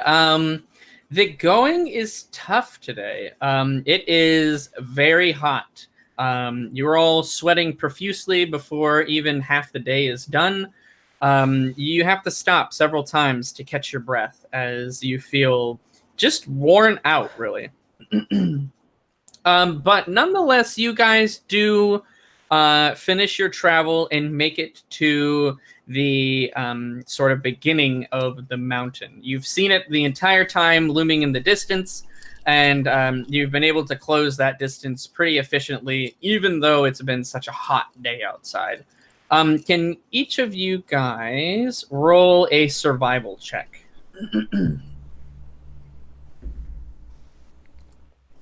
17. Okay. 10. I've got a +2, so 15. Okay, 15. Okay. You're each able to recognize the signs that you may be getting overheated, and you know the dangers that can come from that sort of thing. So you take the proper precautions, you drink plenty of water, you stay in the shade what little there is, but most importantly, you give yourself plenty of breaks, so you're able to kind of fend off having any sort of heat exhaustion or stroke or anything worse than that. So you guys are okay. Worn out, but okay. After most of the day, so it is beginning to get to dusk, you guys are now at the sort of base of the mountain. The sloping of the mountain is gradual, but you can definitely tell it starts to take a sharp turn very soon. You don't see anything that looks like the cracks in the ground described by Carl or any sort of spiders quite yet. And it's going to take you all a little bit of time to find it. Would you like to increase your effectivity of searching by splitting up? Or do you guys want to stick as a group and try to search as one cohesive party? I would very much like to stick as a group. Okay. I'd very much like for one of you to suggest otherwise so I can make fun of you.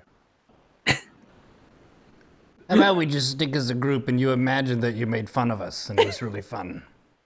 I feel And superior everyone laughed always anyway, so it's so really not a hard. stretch.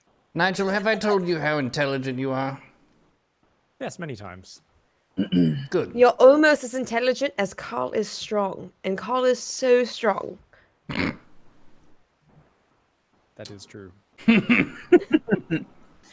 Okay, so you guys are going to stick together as a group. So we'll say that you each of your roles to try to find this wherever these spiders are pitching up tent essentially will be kind of combined into like one big assisted roll. So let's go ahead and get a perception from each of you.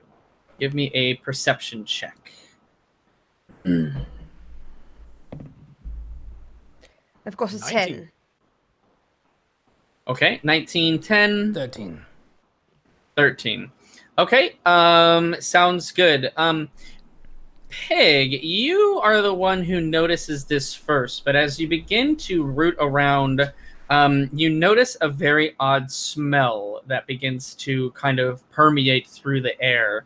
And following that direction, you do eventually, after about, we'll say another 30, 40 minutes of walking, you don't stumble upon, but you see off into the distance that there is some large crack in the ground that sort of moves and blocks off the path of the mountain. So if you were traveling along one side of the mountain, keeping the mountain on your right the whole time, following this weird, interesting scent, you do see a very large crack in the ground. And actually, there's a map up for that right now.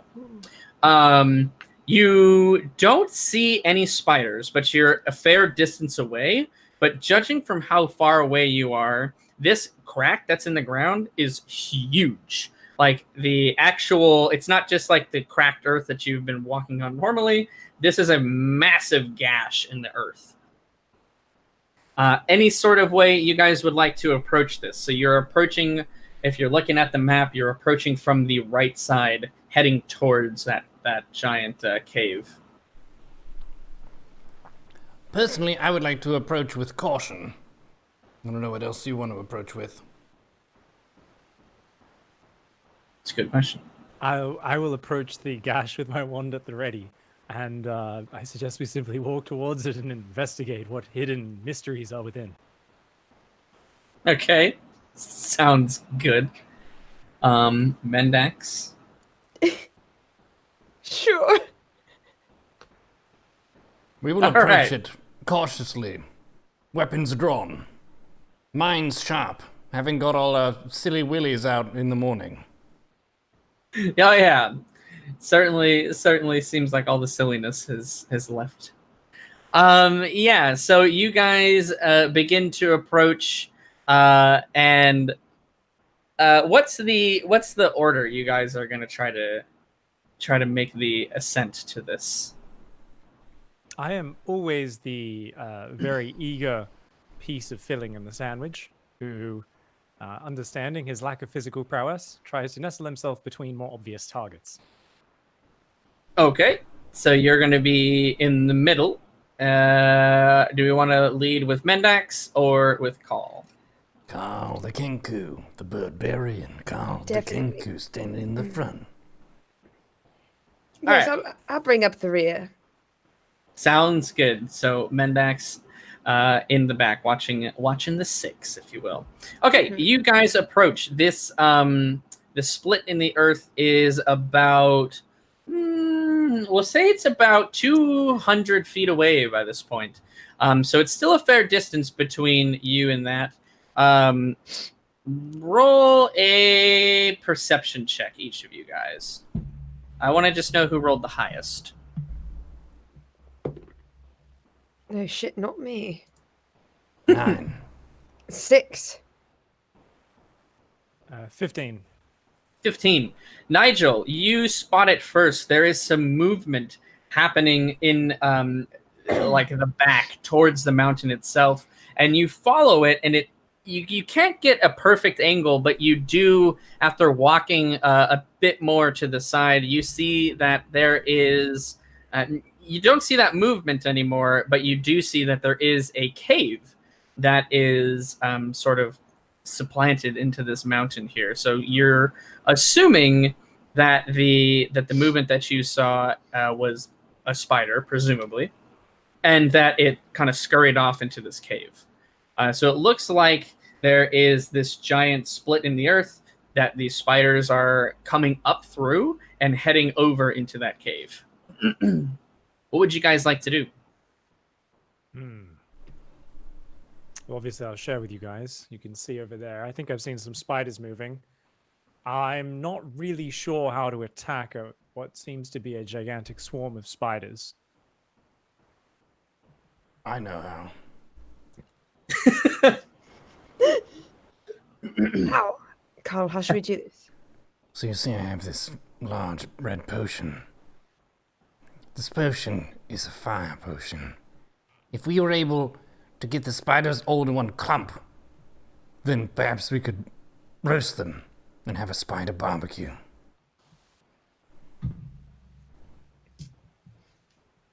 I am capable of, if I get close enough to a large clump as well, I can set them on fire. I can use Burning Hands. It's a spell that will involve me getting very close to a large pack of them, though. I don't think it'll be nearly as effective as your fire potion. Okay. So there were a few things that people mentioned, so I just want to get a sense of what you guys are going for. The druid mentioned that killing the brood mother, so the sort of the leader of the spiders, if you will get them to stop, and that if you bring back some of its venom, she'll make an item for you. There were other people, Carl being the main one, who said that he wants you to try to bring them back, his companions back alive. What are your guys' priorities? What are you trying to do? What's your objective? Do we think that the companions are actually dead? Or do we think that there's a possibility that they could be alive? I mean, I'm well read on spiders, and there have been cases where people have survived for sometimes over a week. Sometimes the spiders like to let them stew slowly in the webs and slowly atrophy. Other times they'll slowly drain them little by little, keeping them alive encased in the webs. But, I mean, this is already a very dangerous quest, and I don't think we should put ourselves at risk. If we happen upon them, set them free. If not, I think we should try to sneak in and eradicate the broodmother if possible. But if we alert the entire swarm, then I think we will be in trouble. We'll probably be overwhelmed. So, since we have been given no details on the whereabouts of the broodmother or these companions, our only way is forward. Into the cave, yes. Into the cave. Okay. Let me know what you guys want to do. There is the split in the earth that is kind of impeding your path a little bit. You guys will have to get kind of close to that in order to get to the cave. So tell me exactly how you guys want to do it. You guys want to scout it out for a bit. What's the plan? Mendax, Feel free to discuss as you want to. You're our master of sneakery and stuff, so I suggest you're our tactical leader on this quest. Well, generally, I'm sneaking around humans, which are easy to predict, and these are spiders, so it's a bit outside of my range. But, I think, are we trying to get into the cave without being detected, or are we trying to draw the spiders to the mouth of the cave where Carl can use his fire and breathe it down while they're funneled all together in one line? Well, the other question is we don't know how many spiders are inside the cave. I can only do this fire-breathing thing once. It's got one use, this potion. How about we Very save it for a worst emergency? And actually, perhaps we should think a little bit more about the idea of luring our feathered friend down to be the distraction. But I'm not sure how we can make a griffin's call or some sort of sound that might attract it without also attracting the spiders. Carl, do you think you can run very quickly, potentially, before the spiders get to us, if we can maybe distract it? You're saying you want me to do the griffin call that I practiced those nights that we were traveling, to summon the griffin, get the spiders to come out, they have a fight, and then we go into the cave, take out the brood mother, free the companions, and then that's mission accomplished. Exactly. Then we go back to Dick. Right. Perfect. That sounds like a good plan with a happy ending. Would you like me to begin with the sound? Or should we tippy-toe around and get near the entrance first? I think we should get closer to the entrances first. Let's gingerly work our way around the outside of the gash to get closer to where we want to be. Very stealthily. Okay, is it still call in the front? Yes. Okay. Sure. Each of you guys give me a stealth check and let me know what you roll. 1. Perfect. 8. God damn, I've got a 10. Is that all with the bonuses? I'm just Yes. checking. All right. Oh, don't Perfect. sound so happy. Oh, good. Okay. Yes, you guys. Yeah, you're sneaking about. I mean, there's only so badly you can fuck up a sneak, but you guys are giving it a real go for its money here. It is dark, and if you don't tell people you have dark vision, they might understand why you're doing not such a great job. But you are kicking some rocks and shuffling around, kind of bumping into each other. And so it's let's just say you're not sneaking really at this point. God But damn you it. approach the split in the ground, and you're sort of at the very end of it, where it's kind of just forming, and it sort of very rapidly spreads out, and you can see that at the the longest division of it, it's about a 6-foot gap. So it's 6 feet across from one side to the other. Inside, it is just kind of this pitch black nothingness. You see the walls of the rock and the dirt for a while, for as you know, for maybe a few feet, and then it just kind of sinks into this empty abyss. Anything you'd like to do, change up at all? Or are you going to proceed forward? I assume the broodmother's in the cave, but do you think she might be down here? Do we have climbing equipment? I don't think so. I have 50 feet of rope. Right, so that we can lower someone down, they can be eaten by the spiders, and then the spiders can come out and kill the rest of us. Perfect. Who wants to be eaten by the spiders first? I guess we'll check out the cave then. Yes. Okay, you do. Yeah, you make your way forward, sort of keeping an eye on the sheer drop off into the abyss, if you will, and you're not bothered by anything. Surprisingly, you guys are on edge, ready to go, ready to attack anything that moves that's not one of your friends. But nothing is rushing you. Nothing has gone really wrong. There is one thing that now impedes your path, though. The split in the ground goes all the way up to the side of the mountain itself, and that side of the mountain is a bit of a sheer face. If you walk to the edge of that, in order to proceed forward, you'd have to do one of two things: either jump the gap or try to climb across the sheer face. The gap itself is about 4.5 feet wide. Easy. I mean, I can easily jump that gap. Oh, okay. Allegedly. There you go. I can allegedly easily jump that gap. I have a very high acrobatics bonus. I think I can Yeah. make that jump. Okay. Call, what are you thinking? Oh, you know I'm gonna go for it. Okay, fantastic. Any precautions we're taking, or are we going to take a plunge to the abyss if you guys fall? We could tie a rope around a person, they jump across, and then in the case that they fell, we could pull them out. Agreed.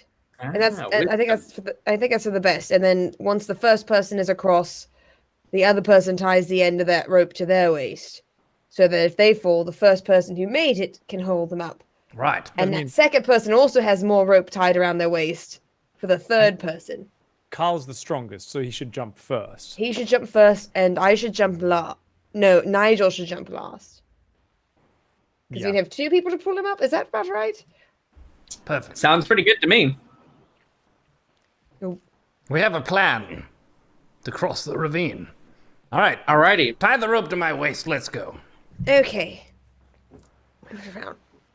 It's a little bit tight. Call. It is a bit Yes. tight, but you're one thick-ass bird. That's true. Who the hell is that thick-ass bird? Carl the Gank is that thick-ass bird. Sorry, what? No, nothing. there- Didn't mean to.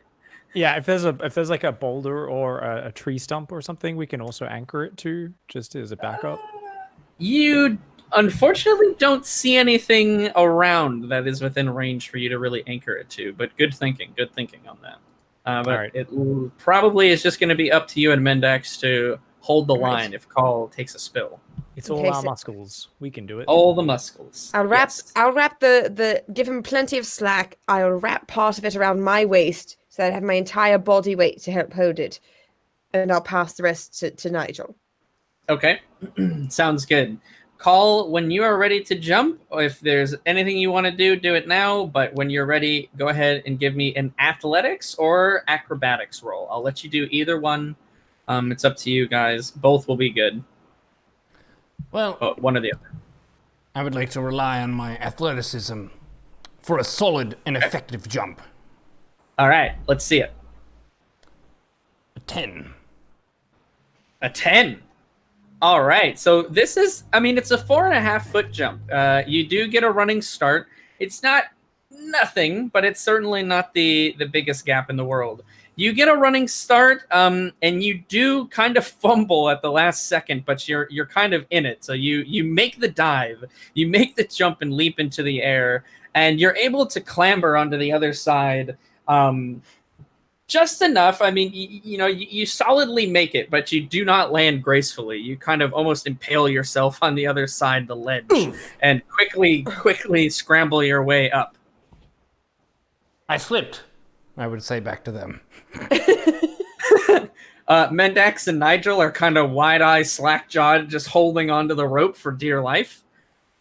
You know, I was thinking this rope is a pretty good idea. Okay. All right, Nigel. I unwind myself. Nigel, Nigel, please move your wand. It's in the way. Thank you. It does get in the way sometimes. Quite large. We tie the rope around Nigel. It's Nigel's turn. And then I wrap the rest of the rope around my waist to make sure that I'm well anchored. All right, Call, what are you doing on your side? What am I doing on my side? You Yeah, still have are rope you- around you. I just have feelings of accomplishment. I could unfasten the rope and then I could hold it. I could hold it to Okay. steady and be ready for whoever goes. All right, sounds good. Nigel, show them how it's done. Give me an athletics or an acrobatics roll, whichever one you choose, whichever one you prefer. We're going acrobatics. I'm not the most athletic, but I can kind of jump not quite completely terribly. Okay. And that's going to be an 11. 11. All right, you also make it to the other side on your own, unassisted. Again, not the most graceful landing though. You kind of have to scramble as you feel yourself falling down the side slightly, but you're able to find purchase and you cling to a few kind of rocks or bumpy areas in the ground and pull yourself up as well. The rope is still securely fastened to you, so no danger of meeting your doom today, but yeah, it was a bit of a precarious moment as well. I was never in doubt at any moment. I know it easily. I would like to Simple give endeavor. Nigel a crisp high five. I go to fist bump, and then when you hit the fist bump, I go to high five, and Then I just kind of end up holding your closed fists and shaking. You see us, Kenku, typically after we make a sweet jump, we would high five.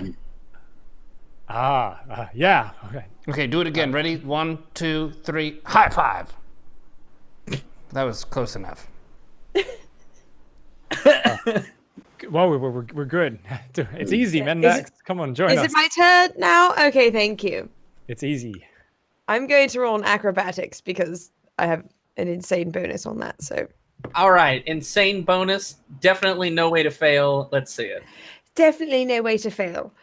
When you have a +7 and you roll a natural 20 for a 27. Wow. And I think I just blew my good luck load for this entire episode. Can we get a drum roll as she does like a front flip? Yeah, I would absolutely.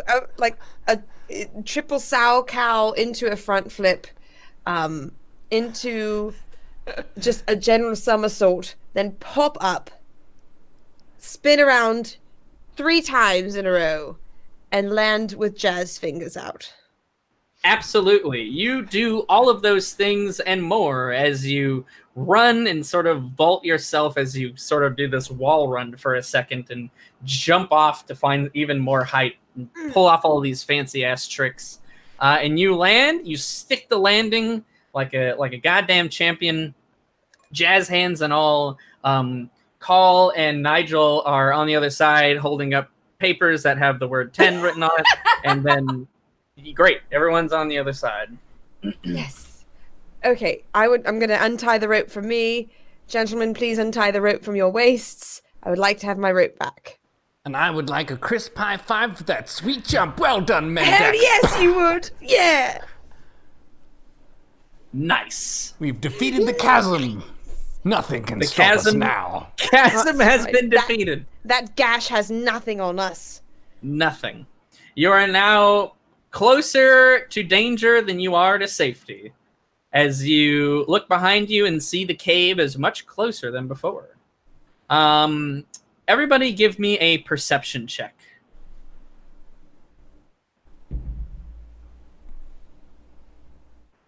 12. 20. Carl perceives 3. all. Awesome.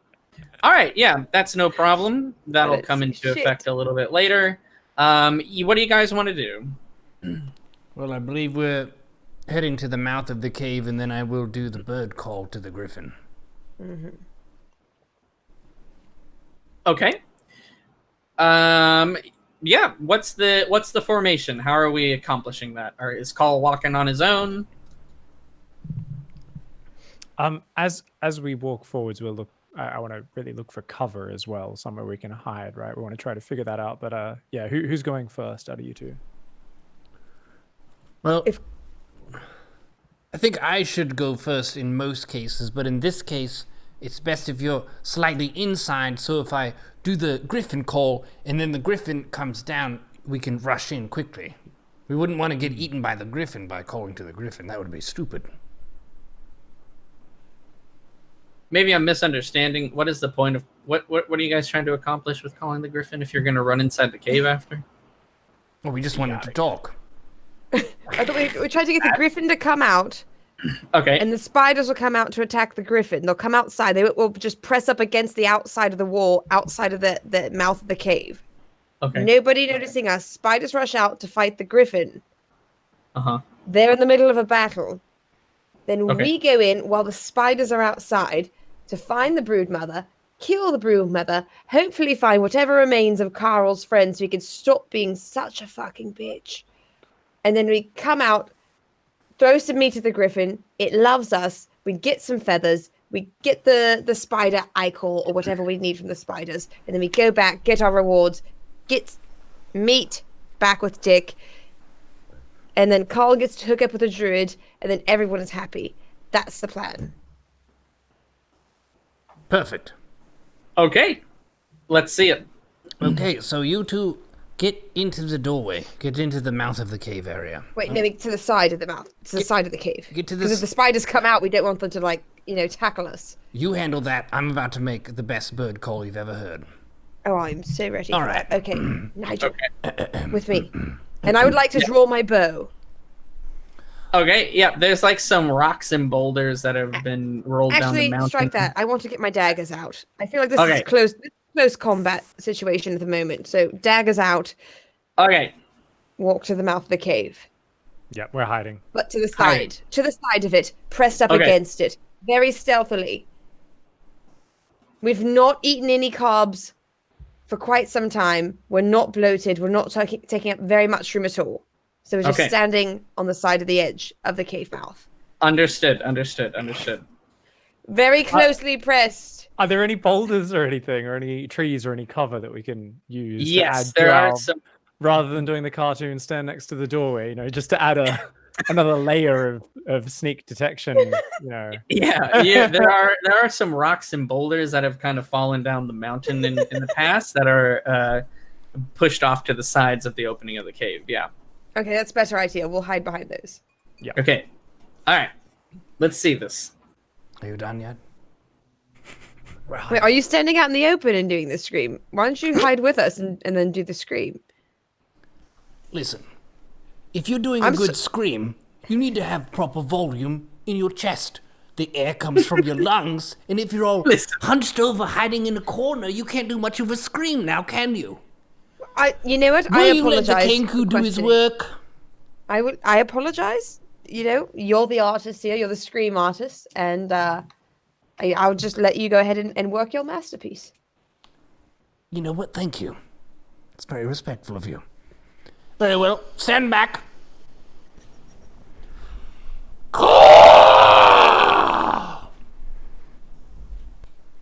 Well, now let's Okay. see if it worked. All right. Are you staying out in the open, call, or are you running away? I would like to run the fuck away. Okay. Yes, you do indeed. I believe. Let me read your mimicry real quick. If I'm not mistaken, anything that hears your mimicry has a chance to realize it's coming from you. Yep. Insight. Okay, can you roll for me a deception check, please? Deception. That would be Deception. a 13. A 13. Alrighty. Let's see what I'm able to get. 1 second.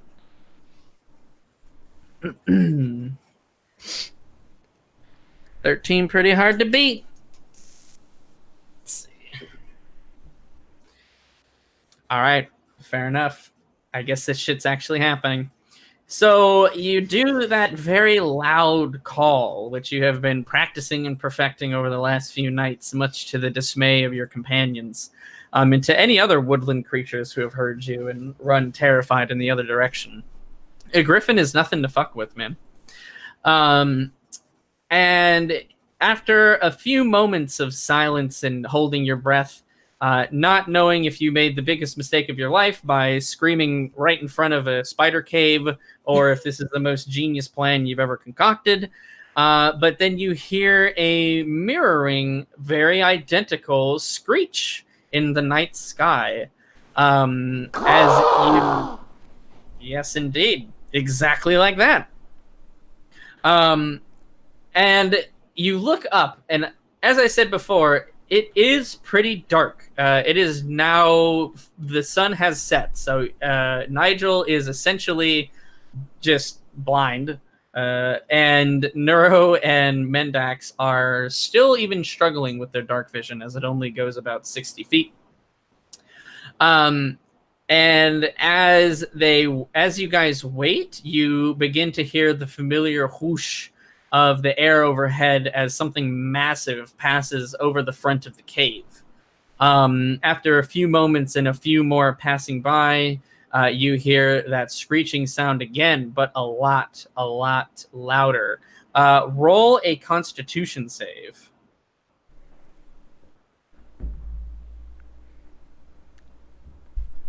21. Okay.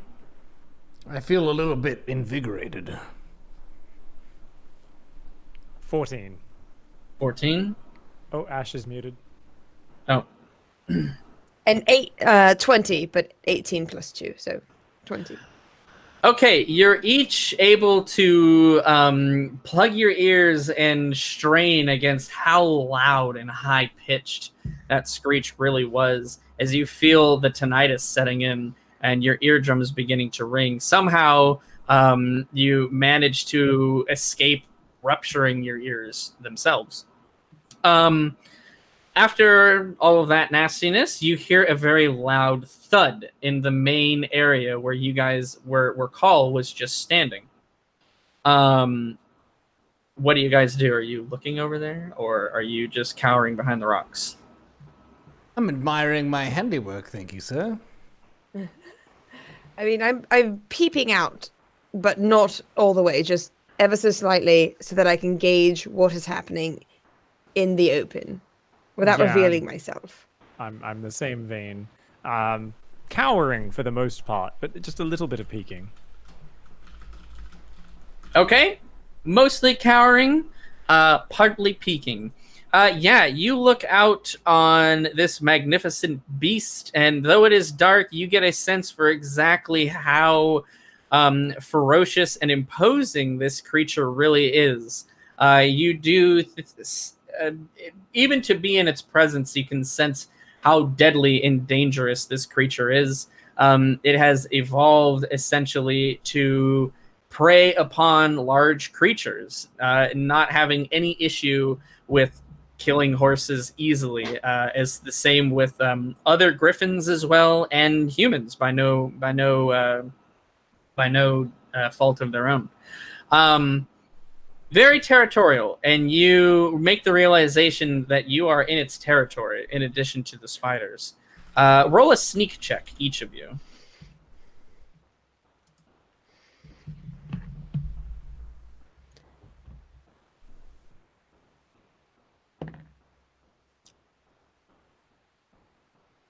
Is a sneak check the same as a stealth check? Yeah. Stealth and sneak. It's a 5 from me. 21. Okay. 25, because I rolled a natural 20 again. Ooh. Nice. The checks are in your favor tonight. Ew. Anyway.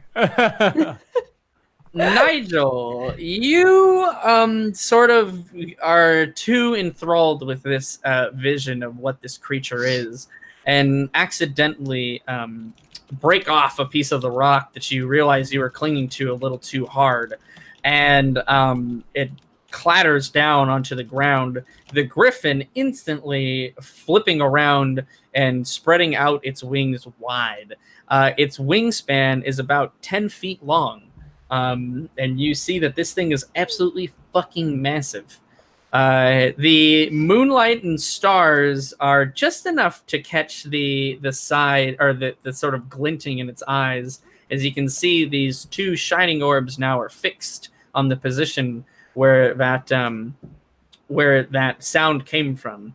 Roll a dexterity save, all of you. Oof. Okay, what do we get? 12. 14. 9. Okay, Mendax and Nigel, you're both able to duck behind the rock quickly enough to realize, after realizing what Nigel accidentally did. Call, you're a little slow to the draw. You try to duck down, but you find yourself kind of awkwardly shoved into the corner, and you can't push yourself out of sight enough. The griffin begins to slowly stalk towards you guys. My good allies, perhaps it is time to give this bird the meat. Who has the meat? I think both Carl and I have meat. Yes. Okay, So, what's the play? so Mendax, you save your meat. I'll put my meat out there, and then the bird will have something to feast on, and we can rush into the cave. Agreed. You throw your meat out there. All Do right. it. I would like to take my meat out and throw it at the bird. Okay, no problem. You pull out the bait bag, we'll call it, and throw it at the griffin, essentially. Not like you're trying to hit it, but in its general direction. And yeah, it thuds to the ground. Let's see. Oh, good lord. Yeah, and the griffin instantly sort of flaps its wings and hovers in the air as it's pissed off once again. Can each of you roll another Constitution save? Between dying of laughter. Fuck me. 10. 3. 3. All right, Mendax. Which seems accurate at the moment. Yeah, it does kind of. The griffin's screech this time is enough to really do a number on your ears. As you put your hands up again to try to block out the sound, you pull them away and realize that your ears are bleeding a bit now, and the ringing in your ears doesn't stop. You take 3 damage. Ma. Shit. Ma. You're trying to commune with the goats now. Huh? Never mind. We should. Oh wait, do you shout out loud? Me? No, I did not. Oh, okay. Definitely did not. I'm just checking. Do you think it's best that we rush into the cave? Have we seen any spiders come out? No, you haven't. God damn it. Yeah, I think it's best we go into the fucking cave and deal with these goddamn spiders. Well, at least the griffin got a nice meat. Shall we proceed, or can we proceed, I guess is the question. Peering out from your spot again to see what the griffin is doing after letting out another shrill cry, you see that it is kind of stabbing at the bag with its beak. Pecking doesn't seem to be an apt enough description, as this literal spear is stabbing into the ground and ripping this bag apart as it eats the tasty treats that are inside. So it does look to be as distracted as it's going to be for the next few moments. Okay, I said we dash inside. Go, go, go. Go, go, go. Yes, go. Go, go. Come on, Nigel. Okay, we've rushed Alrighty. toward the cave entrance. All right, a full-on run from the group. Give me one last acrobatics check. One last chance for me to just kill someone. Motherfucker. 8. 19. All right. Okay. 23, because I rolled a 16. I have +7. Okay, and the ropes are untied off of you guys, right? Yes. That's correct. We already put them back with me. Okay. Yes. Mendax and Call, you both vault over the rocks very easily. Practiced hands at this sort of action as you dart into the cave as quickly as possible, your dark vision giving you a big advantage in this pitch blackness. Nigel, you are at a little bit more of a disadvantage in this situation. You can't see that great in the darkness. You're able to clear the rocks with no problem.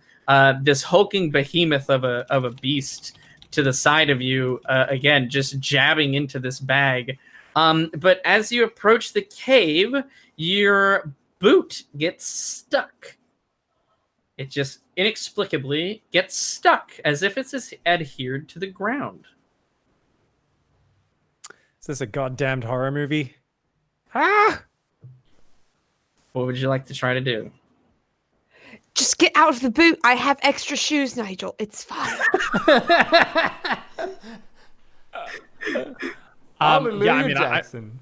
I am obviously going to frantically kind of wiggle at it, and I will slide my foot out of it if it can't come free. Yeah, you slip your foot out of the shoe very quickly, not wanting to aggravate the griffin more so than you have. Looking back for a moment while you're doing this, you do see those shining orbs are fixed on your position again, which gives you a slight incentive to go a bit quicker as you leave your boot in the dust and fumble and trip into the cave where Mendax and Call are waiting. You're able to make it, but you are now less one shoe. No, he's not. No, my friend is not. Okay. Because I have 3 extra shoes, 2 of which would fit that foot. One you'd be kind of screwed with. Sorry, was it his right foot or left foot? Which extra shoes do you have? I'm not telling So you have You're one shoe from over. the bandits, and then you have 2 shoes from Alleluia Jackson, right? I have exactly 1 bandit shoe, 2 Alleluia shoes. Okay.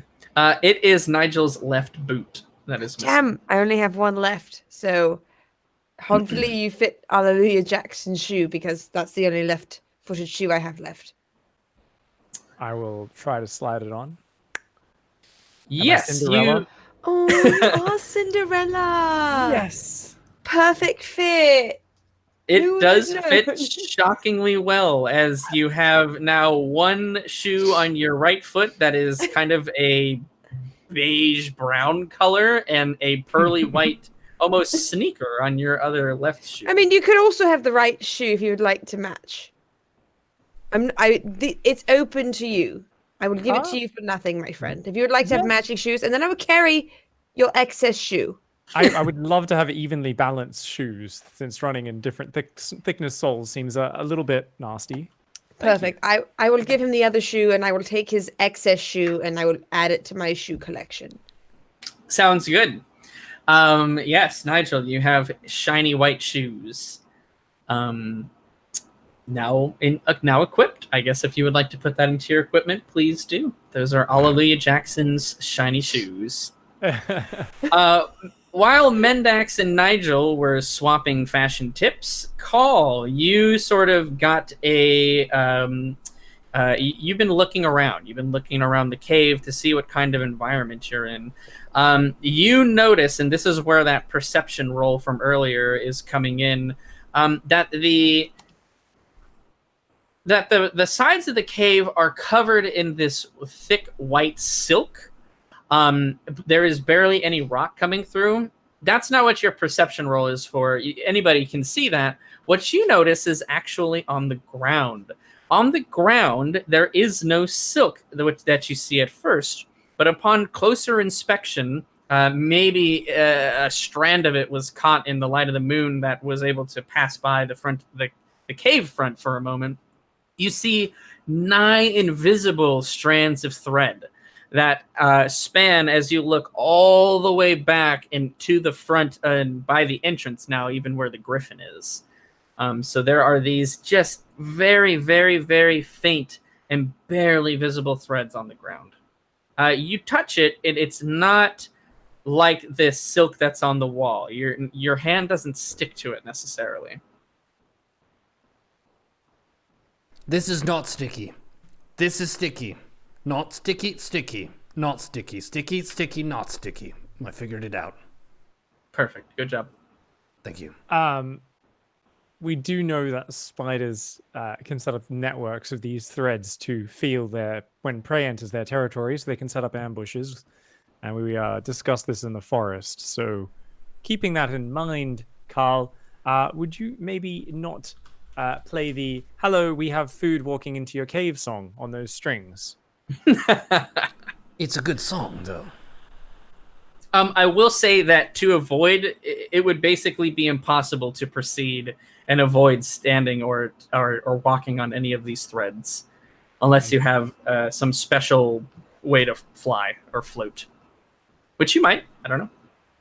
I feel like this might be the case where if we can't move forward without touching these sticky, non-sticky strands, we're gonna have to jiggle them and bring them in. Real world Thermopylae style, and then blast them with fire. Yeah. I'm already a little freaked out that these spiders haven't come out. Maybe they've learned that the griffin just feasts on them, destroys them, so they avoid it. Maybe it's not late enough at the night since they are nocturnal.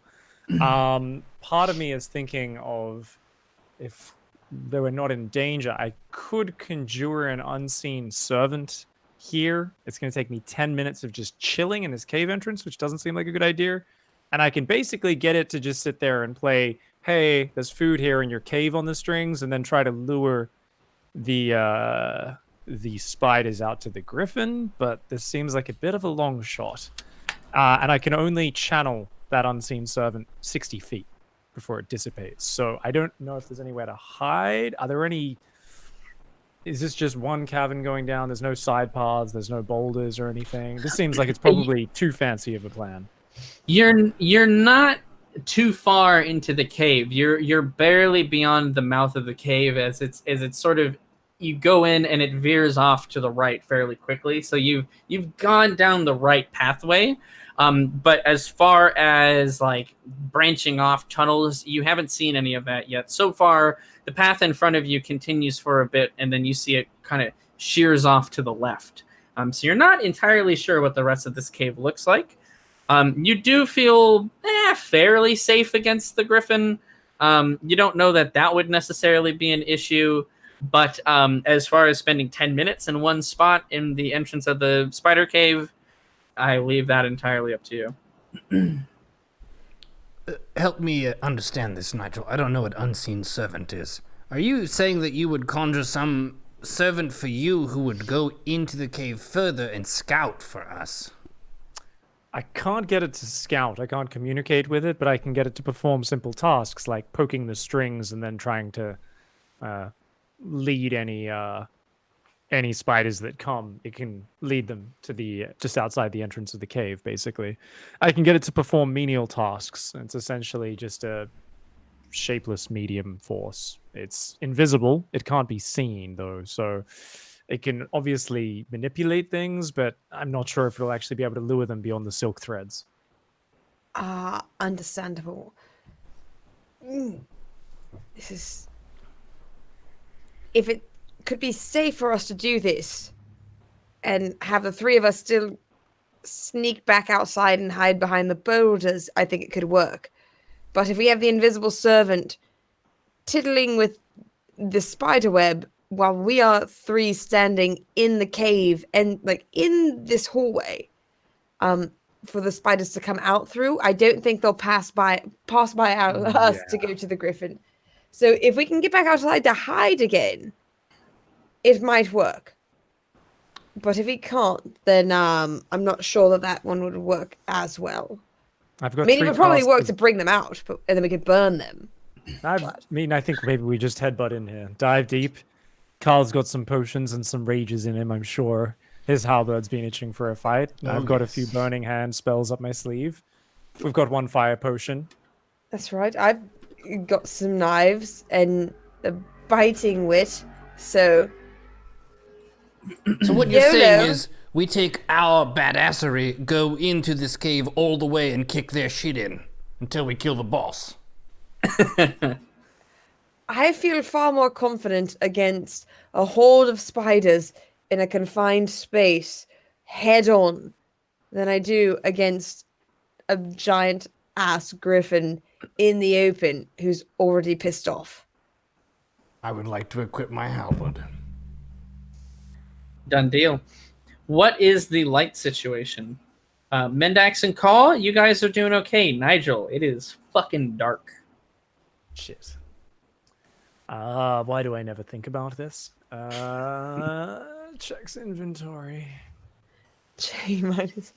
You guys should I have have a tinder torches. box. I do have a tinder box. Yeah, I was more... it's not necessarily an issue of do you have the items and equipment to take care of the light. And a candle. More so, do you want to do that? Not trying to say you should or shouldn't, just wanting to get a clear sense of what the light situation is like. I do have a tinder box and a candle. So we can produce some light for you, Nigel, if you need it. It might be a good idea since I can't aim my spells too well, but do we have a torch? Need something a bit sturdier than a candle. Yeah, you guys have a torch. That's fine. Okay. And in fact, Call has 13 torches, if I'm looking at his equipment correctly here. All right. You guys cool with me lighting up a torch? Is that what they're calling it these days? Oh, yes. Nigel, honestly, we'd never have expected you. That was not time. Trying to fight some spiders, dude. So Fuck, they there's have one torch. Nigel's having a torch. Or we all torches have a up, torch. boys. Let's go. Okay. Okay, so each of you are going to have a light source in the matter of a torch. Not an issue. Call, go ahead, -3 of those from your inventory, just so we have an idea. Can do. Not too concerned with it, but just so we have a, I guess, accurate count. All right, fantastic. It is much brighter, and you're able to see a lot more of this cave, for better or for worse. You don't quite realize exactly how thick this silk is until you have a light source. Even in dark vision, it can be hard to see. It is very, very thick. It is covering literally all the walls of this cave except for the ground. You can now see these very small, invisible threads of silk on the ground, which span everywhere. You guys have been walking in it. You guys have been sitting in it. If they are what you think they are, then the spiders are very aware that you're here. In the silk itself, there's all manner of debris and tiny bug. It's, if you touch the silk on the wall, it does feel extremely fine, but also incredibly, sticky. Almost as if there are little hooks that are like piercing into your skin. It doesn't hurt necessarily, but it's like a Velcro kind of feeling as opposed to a goop or something like that. The odor in here, which you're now noticing for the first time after catching your breath, is stagnant. It's stale. It's as if you're getting the final breath of a corpse breathing right into your face. So all around, pretty unpleasant. It's no flower and rainbows in this place. That's the entrance of the cave. Have fun. You gonna go further in? Nigel, you've read about spiders. Are there other webs flammable? Nigel, roll a nature check.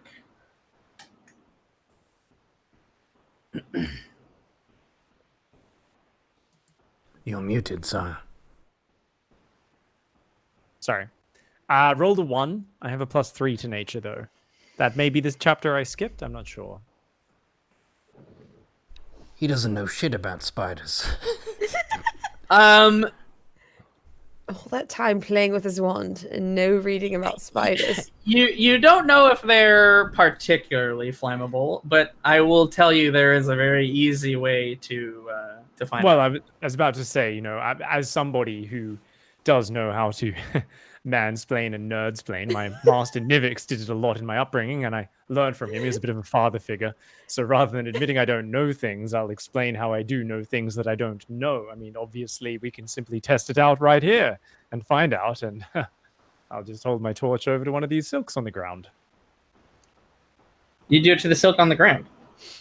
Whilst saying, as you can see, it obviously is, and holding off actually answering the question until I stick the torch into the silk. Got it. Yeah. So the silk on the ground, like I said, is not overly. It's not like a carpet by any means, but yes, the silk on the ground quickly catches flame, and almost like a fuse, it begins to approach the wall. For a moment, you're filled with panic as you realize you might catch the wall on fire. Go ahead and roll a quick dexterity save, Nigel. I'm fire resistant. I have fire resistance. I'm good. I will say you're not fire immune. That's You are true. resistant. I'm less worried. 17 plus 2, 19. 19, no problem. Looney Tunes style, you are able to kind of quickly stamp out the fuse that is this silk that is moving towards the wall. You maintain your chill, although a bead of sweat pools up on your forehead and drops on the ground. As you can see by this experiment, I can tell you it is very flammable, but I wanted to show you how quickly it spreads just to drive home. It's dangerous. Be careful with your torches. I should have told you before we lit them. Wow. Thank you for that demonstration. I did not know that. Wow, I didn't know that either. Thank you. My goodness, Nigel. Wizards well read. truly are amazing. They are, aren't they, though? So, Do you think there's any way we could burn only what's in front of us and let it burn all the spiders out without having to move any further into the cave? That sounds like a very lazy solution to a complex problem.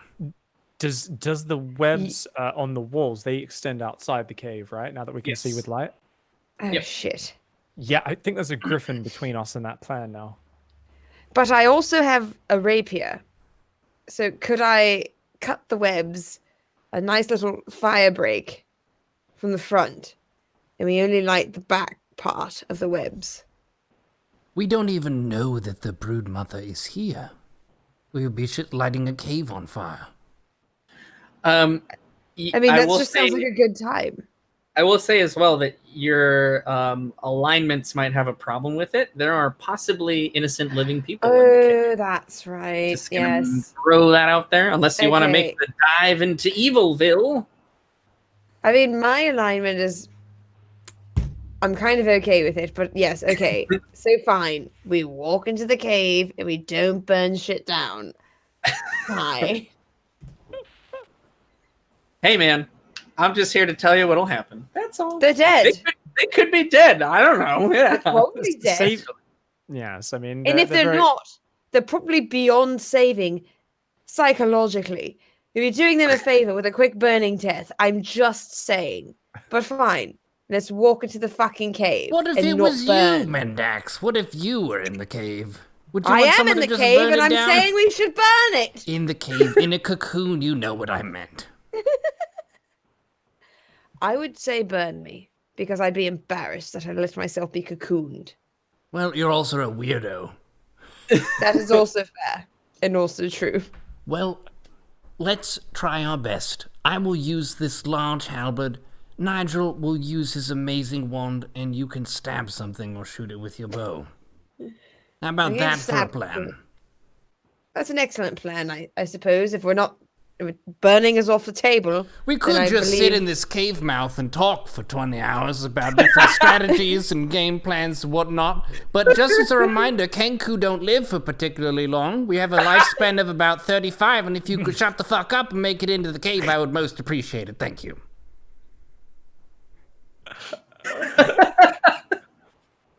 Well said, Nigel. A barbarian's fuck, sorry, rage can close only enough. last so Nigel! long. Oh, yeah, Yeah. no call. Oh my goodness. Kenku cannot even get any kind of recognition for their own endeavors No. here. He's too good at pretending. Well said. All right, Nigel, what are you doing? Where is everyone standing? Is same positions as before? Nigel in the middle, Call in the front, Mendax in the back. Carl is leading us in front, I'm sure. His halberd thirsting Absolutely. for blood. He's course. he's very worried about his lifespan at the moment. He wants to get to it. So All right, Call. You lead on, pressing into the absent darkness of the cave, the torchlight flickering and revealing dancing shadows on the walls as the light begins to play and cast strange shapes and shadows from all the different angles. So yes, you press forward, walking for maybe just I don't know, only about a minute or so deeper before the cave begins to open up. Now you are in the first sort of first area where you don't have to stand single file. It spans out to about 10 to 15 feet on either side of you, and a pillar in the middle goes up to the ceiling. The light itself does reach the top, and you see that there are a few holes in the ceiling, a little bit smaller than, we'll say they're about a foot or two in diameter. A pillar is in the middle, and you see that the silk extends on the sides of the walls and funnels up into those holes as well. The other side of the room, which is about 20 feet across at this point, it opens up very quickly from the sort of snake-like entrance. There is another sort of, you can see beyond, like it opens into another big opening area. What a magnificent cave formation this is. Where are all the spiders? This looks like their hideout. Should we burn it? We already went over that. We decided we were going to take the stabbing approach. Oh, that's right. Sorry. Because we didn't want to burn ourselves. When push comes to shove, I may have limited non-burning usefulness in combat. Just a heads up. I mean, I can hit things with my staff or my dagger, but you know, it's not going to be the most effective. I do have an ice spell as well, but just a heads up, if push comes to shove and I panic and start using my most powerful magics, everything might go up very quickly. Well, We may need to run very, very fast, is what I'm getting at some point if things go wrong. or you could keep your shit together and use your magic responsibly. Oh, wow. Little judgy there, Carl. It hasn't happened yet. Sorry. Roll I'm getting a little bit perception check. impatient. Yeah, roll a perception check real quick. 4. Fuck. 17. 8. Okay, Call, you are able to see the first spider that was hiding around the side of the pillar sort of dart out as it lunges at you. Go ahead and roll a dexterity save. Natural 20. Natural 20. You're able to jump out of the side as Nigel gets tackled by this spider. Nigel, what is your armor class? Bad. 12. It's not the worst. Not the worst, but we'll see how bad. Oh, I should be back at max hit points as well. Let me edit that. Yes, everyone is definitely back to maximum hit points. Not me. I'm -3. You are -3. The ringing in your ear subsiding, but not completely going away. Yeah, Nigel, this spider lunges at you and tackles you to the ground. God. You take 3 points of damage as its fangs sink into your shoulder. It's not enough to pierce your flesh, but it's like as if you're getting pinched really hard, and that's where the damage is coming from. Ow. Yeah, so this big ol' hulking behemoth of a spider is now that Nigel, you're not necessarily looking at it so much as trying to fend it off. Call and Mendax, you see this thing, just like a spider should be, 8 legs, hairy as all hell, but with weird red blotches kind of all around it.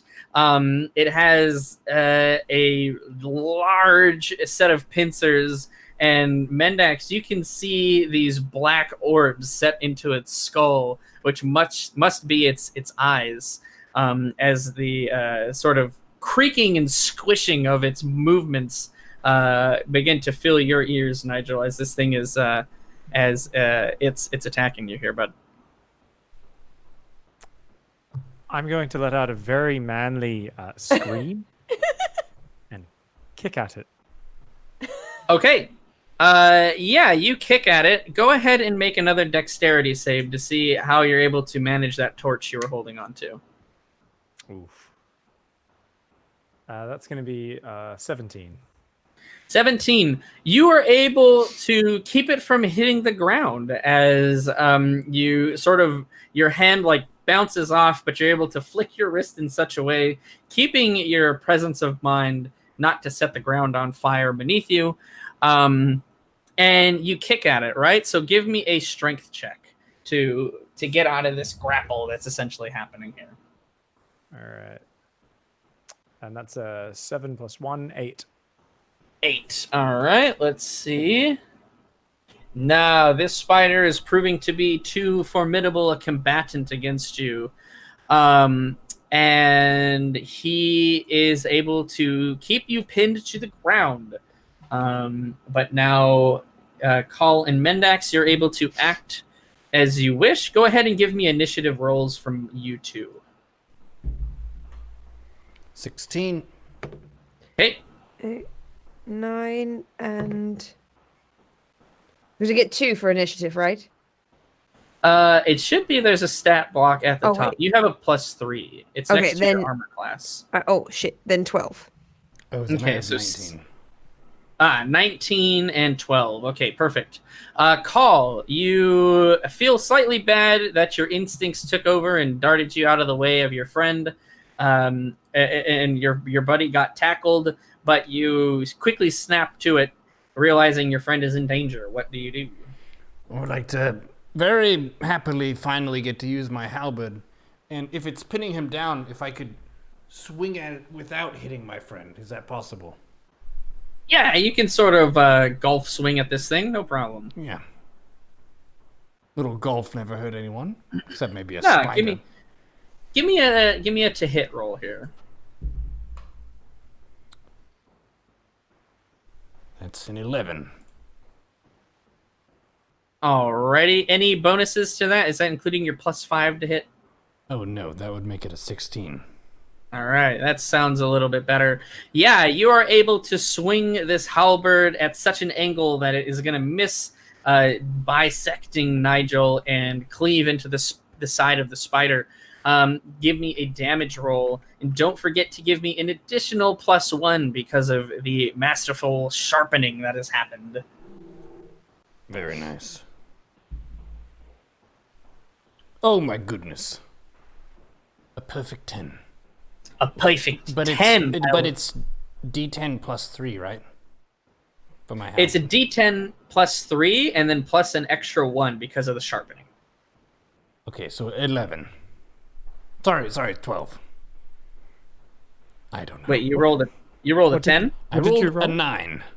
Okay, you rolled a 9. So 9 plus 4 is 13. 13. You see, All this right. is why I'm not the wizard. All right, so 9 plus 4 is 13. Yeah, you are able to cleave into the side of the spider, chopping off 2 of its 8 legs as they fall to the ground, spasming from the additional sort of fluid that like jets through it to make it move. It sprays out this sticky green kind of pus from those 2 legs and from the gash that you make into the side of the spider. All manner of sort of goo and bits start to seep down the side and drip onto to Nigel's, let's say his cloak, I guess he's wearing. So yeah, you fucked him up. That's good. People may have Indeed. laughed at my math, but the spider isn't laughing, and that's what matters. Yeah, it lets out a terrible shriek, like a very high-pitched, hissing noise would be, I guess, the most appropriate. Mendax, what do you do, man? It's still alive. Oh, yeah. Oh, then I want to stab the shit out of it in his eyeballs. All right. Are you specifically aiming to hit it in the eyes, or are you... No, Just, I'll just stab. We'll just you're stab gonna in general. All right. No worries. Give me some to-hit rolls. 17. 17, is that with your +5?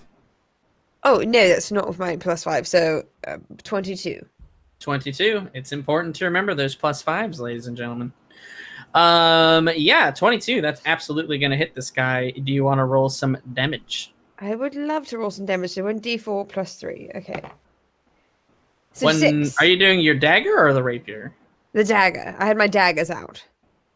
Oh, you're attacking with both of the daggers. Yes. Okay, so you got 6.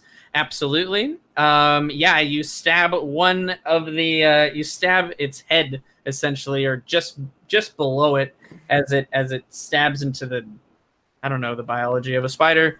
The abdomen of it, I guess, is the best description. That same thorax. Thank you, Nigel. Thank you, wizard. Thank you, wizard. You're much more learned than I.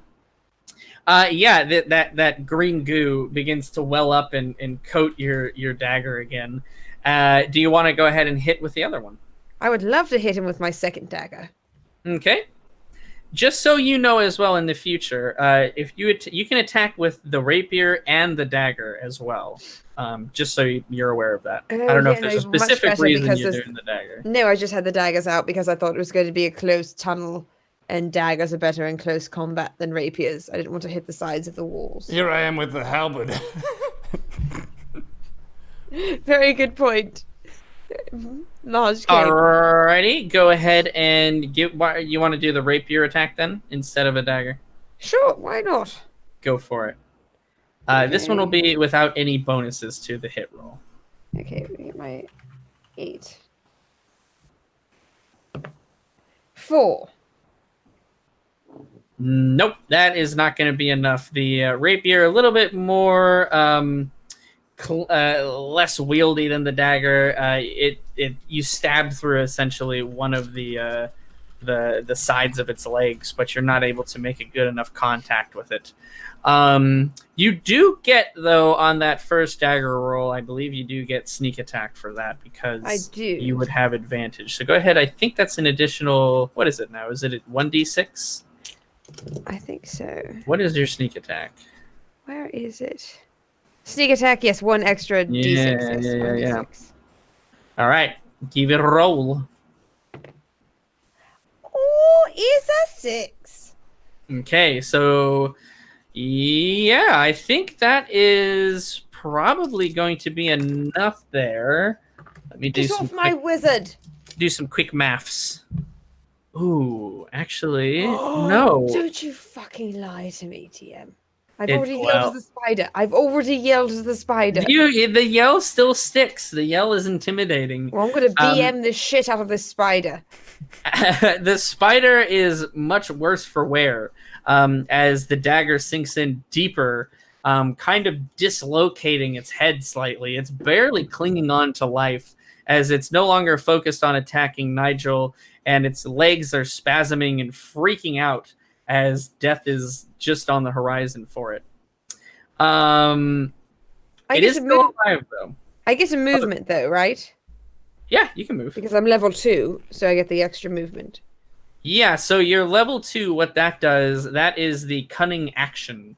You can take a bonus action to dash, disengage, or hide. So let me just explain a little bit what that means. Dash is an extra full movement, so you get another 30 feet of movement. Disengage is if you're in combat, you can move 5 feet without provoking that free attack that you guys have gotten sometimes. And then hide is pretty self-explanatory. Yes. So you could, for instance, take your bonus action to disengage so that you don't get hit when you leave combat, and then take your regular movement because you haven't done that yet. Okay, then yes. So that's kind of how you could combo it. I would like to disengage. Okay, you do so. And then with my regular movement, I will move close enough to be ready to attack again, but not close enough for the spider to hit me. Got it. Okay, no worries. So you want to go up further into the cave itself, or would you like to go back the way you came slightly?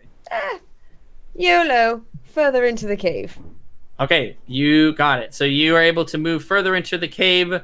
Nigel, this thing is still attacking you, or not attacking you, but it's like spasming on top of you as it's freaking out.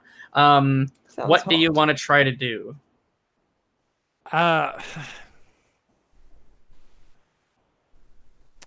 It might not be the wisest. I'm just very tempted to stick the torch in its face. I like it. That's cinematic as fuck. It's either that or get my dagger out, which I really can't do when it's biting one arm and I'm holding the torch and stopping that from lighting up the silk at the other time. So I think I'm just going to kind of thrust the torch into its head. All right, yeah, you do that. Go ahead and roll a d20. I think it's just straight up for an improvised weapon. Cool. Yeah, go ahead, just roll it straight up d20. 16. That is absolutely going to hit this guy. Go ahead and roll a d4 for damage. All right. Go d4. That's a 1. You know what, though? The 1, surprisingly, good enough. It was actually on 1 hit point left. So you stick the torch in as hard as you can into this spider's face. The flames start to engulf and singe the hair that's on that's on this putrid beast. And yeah, it singes its face and it sort of slinks to the ground as it collapses its legs curling up and sort of forming like more of a spider ball than a spider itself. Yeah, so well done. You're free from the spider's grasp as you shove it off of yourself and you straighten your garments and robes. You try to wipe off as much of the slime as possible. And yeah, you guys are okay. You guys are good to go. Well, at least More or less in one piece. we've Yes, confirmed I'd this like- is a spider cave. I'd like to reach my hand out and help Nigel up. You do was that, so. Was that the brood mother? You get the sense that that was not the brood mother. I feel like that was just a brood baby. Well, Yeah, okay. What would you guys like to do? Besides that bit of a scuffle, there's no other commotion happening in this room at the moment. Mendax, you kind of had to unwieldily use your weapons there. I gave you some negatives to attacking with that second weapon because you were having a torch in the same hand as well. You can put the torch away and get full benefit from just regular, but just kind of letting you know there. Yes. I would very much like to put the torch away. Can I like douse it onto the ground where it won't burn the webs and hand the torch back to Carl? Yeah, I mean, there's a fresh spider corpse you could kind of Yes. do that with. Yeah. Alright, I'd like to do so then, put my torch out in the spider carcass, hand the remainder of the torch back to Carl. I've only used it for a moment or two, so it's still quite good. Yeah. And I have dark vision, so the other two torches would be just fine. And I would like to have both hands free to be able to attack. Absolutely. Yeah, where you kind of put this torch out like a cigarette into the spider's corpse, it singes and retracts and crisps up in a very unpleasant way, as if like it's almost turning into a more of a shell than like burnt flesh, if that makes sense. It's less skin and more armor. Let's put it that way. Ew. Yeah, it's all around pretty gross. Well, I'm just getting warmed up. Do you want to proceed? Find the big one. let's go. Okay, yeah, you guys take either side of the pillar, moving cautiously through, and you're now at the entrance to the second room of this kind of big cave, which has opened up even more significantly.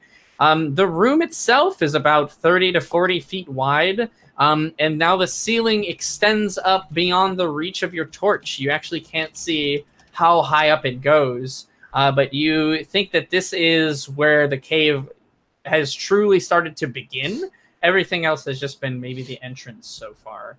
The white silk does extend all the way up the walls and is present on anything vertical. The ground, well, I'll get to the ground in a second. The silk isn't covering every patch of the wall at this point. It is still very thick, but it is not a carpet, essentially, that's attached to the wall. You can see some of the bare rock facing. Call, as you kind of begin to enter this room, you feel a crunch beneath your feet, and you realize that that's not silk that's on the ground, but actually the ground is littered in a thin layer of bones. Oh. Spiders don't have bones like these, do they? They certainly don't, as you recognize the familiar look of human skulls, some smaller skulls that maybe belong to elves, some very broad ones. Maybe that's a dwarf, maybe it's an orc. Who knows exactly? There are some animal bones attached in here as well. But yeah, there are all manner of bones, all shapes and sizes, with differentiating amounts of freshness, I guess is the best way to describe it. Some of these are very dusted, old, and cracked, while some of them seem to almost have still the fresh marrow inside. Looks like many things have been killed and eaten here. We should tread carefully. Look for those cocoons. They may be around here somewhere, if this is where the bodies are dropped when they're finished. Yeah, so you don't see anything that looks like cocoons necessarily, at least at first glance inside of the cave. There's another pillar about maybe, let's say, 15 feet inside of this room. There's a pillar that juts all the way to the ceiling again. There are some natural cave formations here as well. You can see that there are some, gosh, I always do this wrong, the rocks that go up, stalactites, I think they are. And you can't see all the way to the back of the cave at this point. It is being blocked as it sort of begins to shape to the left.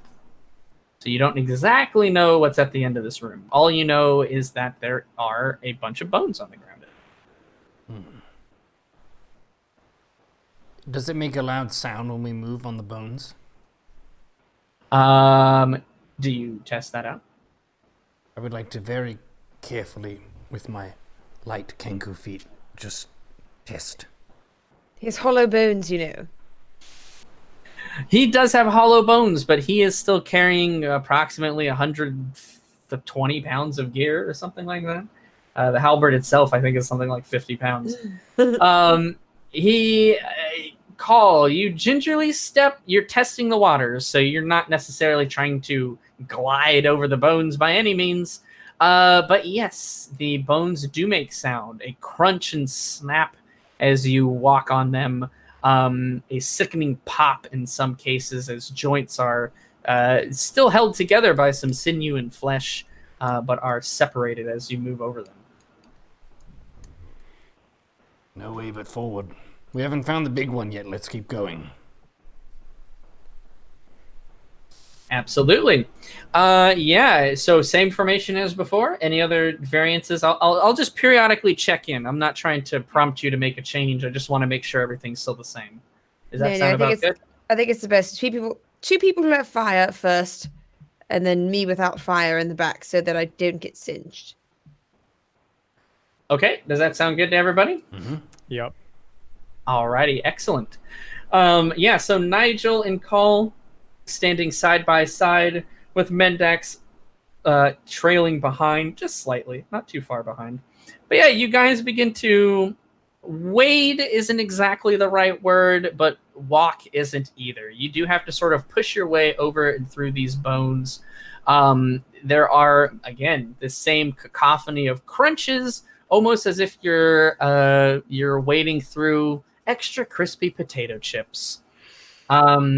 You make your way to about halfway through the room as you notice that the piles of bones on the left and right sides of you begin to move slightly. Uh-oh. Have you seen bones move before, good wizard? Not with my own eyes. Does it look like they're forming into shapes, or they're simply being rippled by other things? Interesting question. It does look like a few bones are sort of almost magnetically being pulled out of the piles and are beginning to form together in what can only be described as a skeleton. Now, the skeletons that they're beginning to form are not all made proportionately or right. It's kind of just a smattering of bones to form a base humanoid shape. There are several skulls, several different types of bones all over. Even though you might not be a master of anatomy, you can tell that this is no creature. This is just being formed into an amalgamation of a humanoid.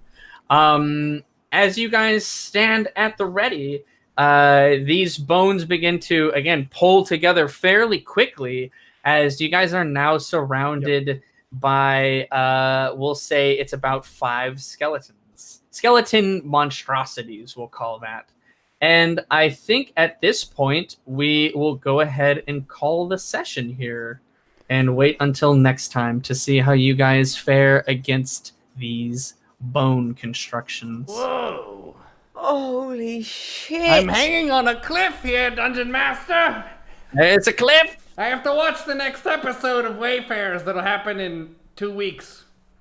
Talk about a 2 boner weeks. killer, Apop. Talk about a Oh boner my killer. Seriously. God. You The did. puns are never ending tonight.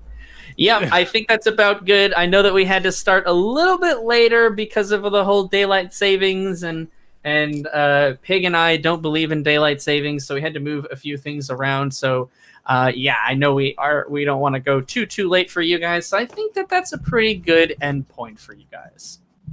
Can we We'll just go give ahead. a special shout out to Mendax for really taking us to a special place today, I think.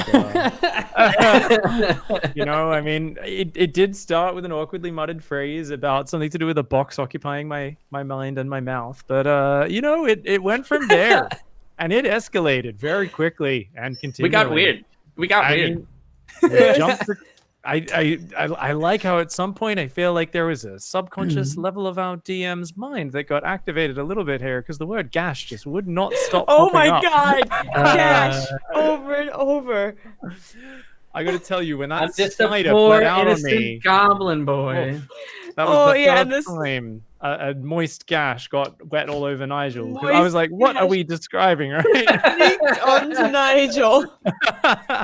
Oh my goodness! This was easily our most lewd episode yet.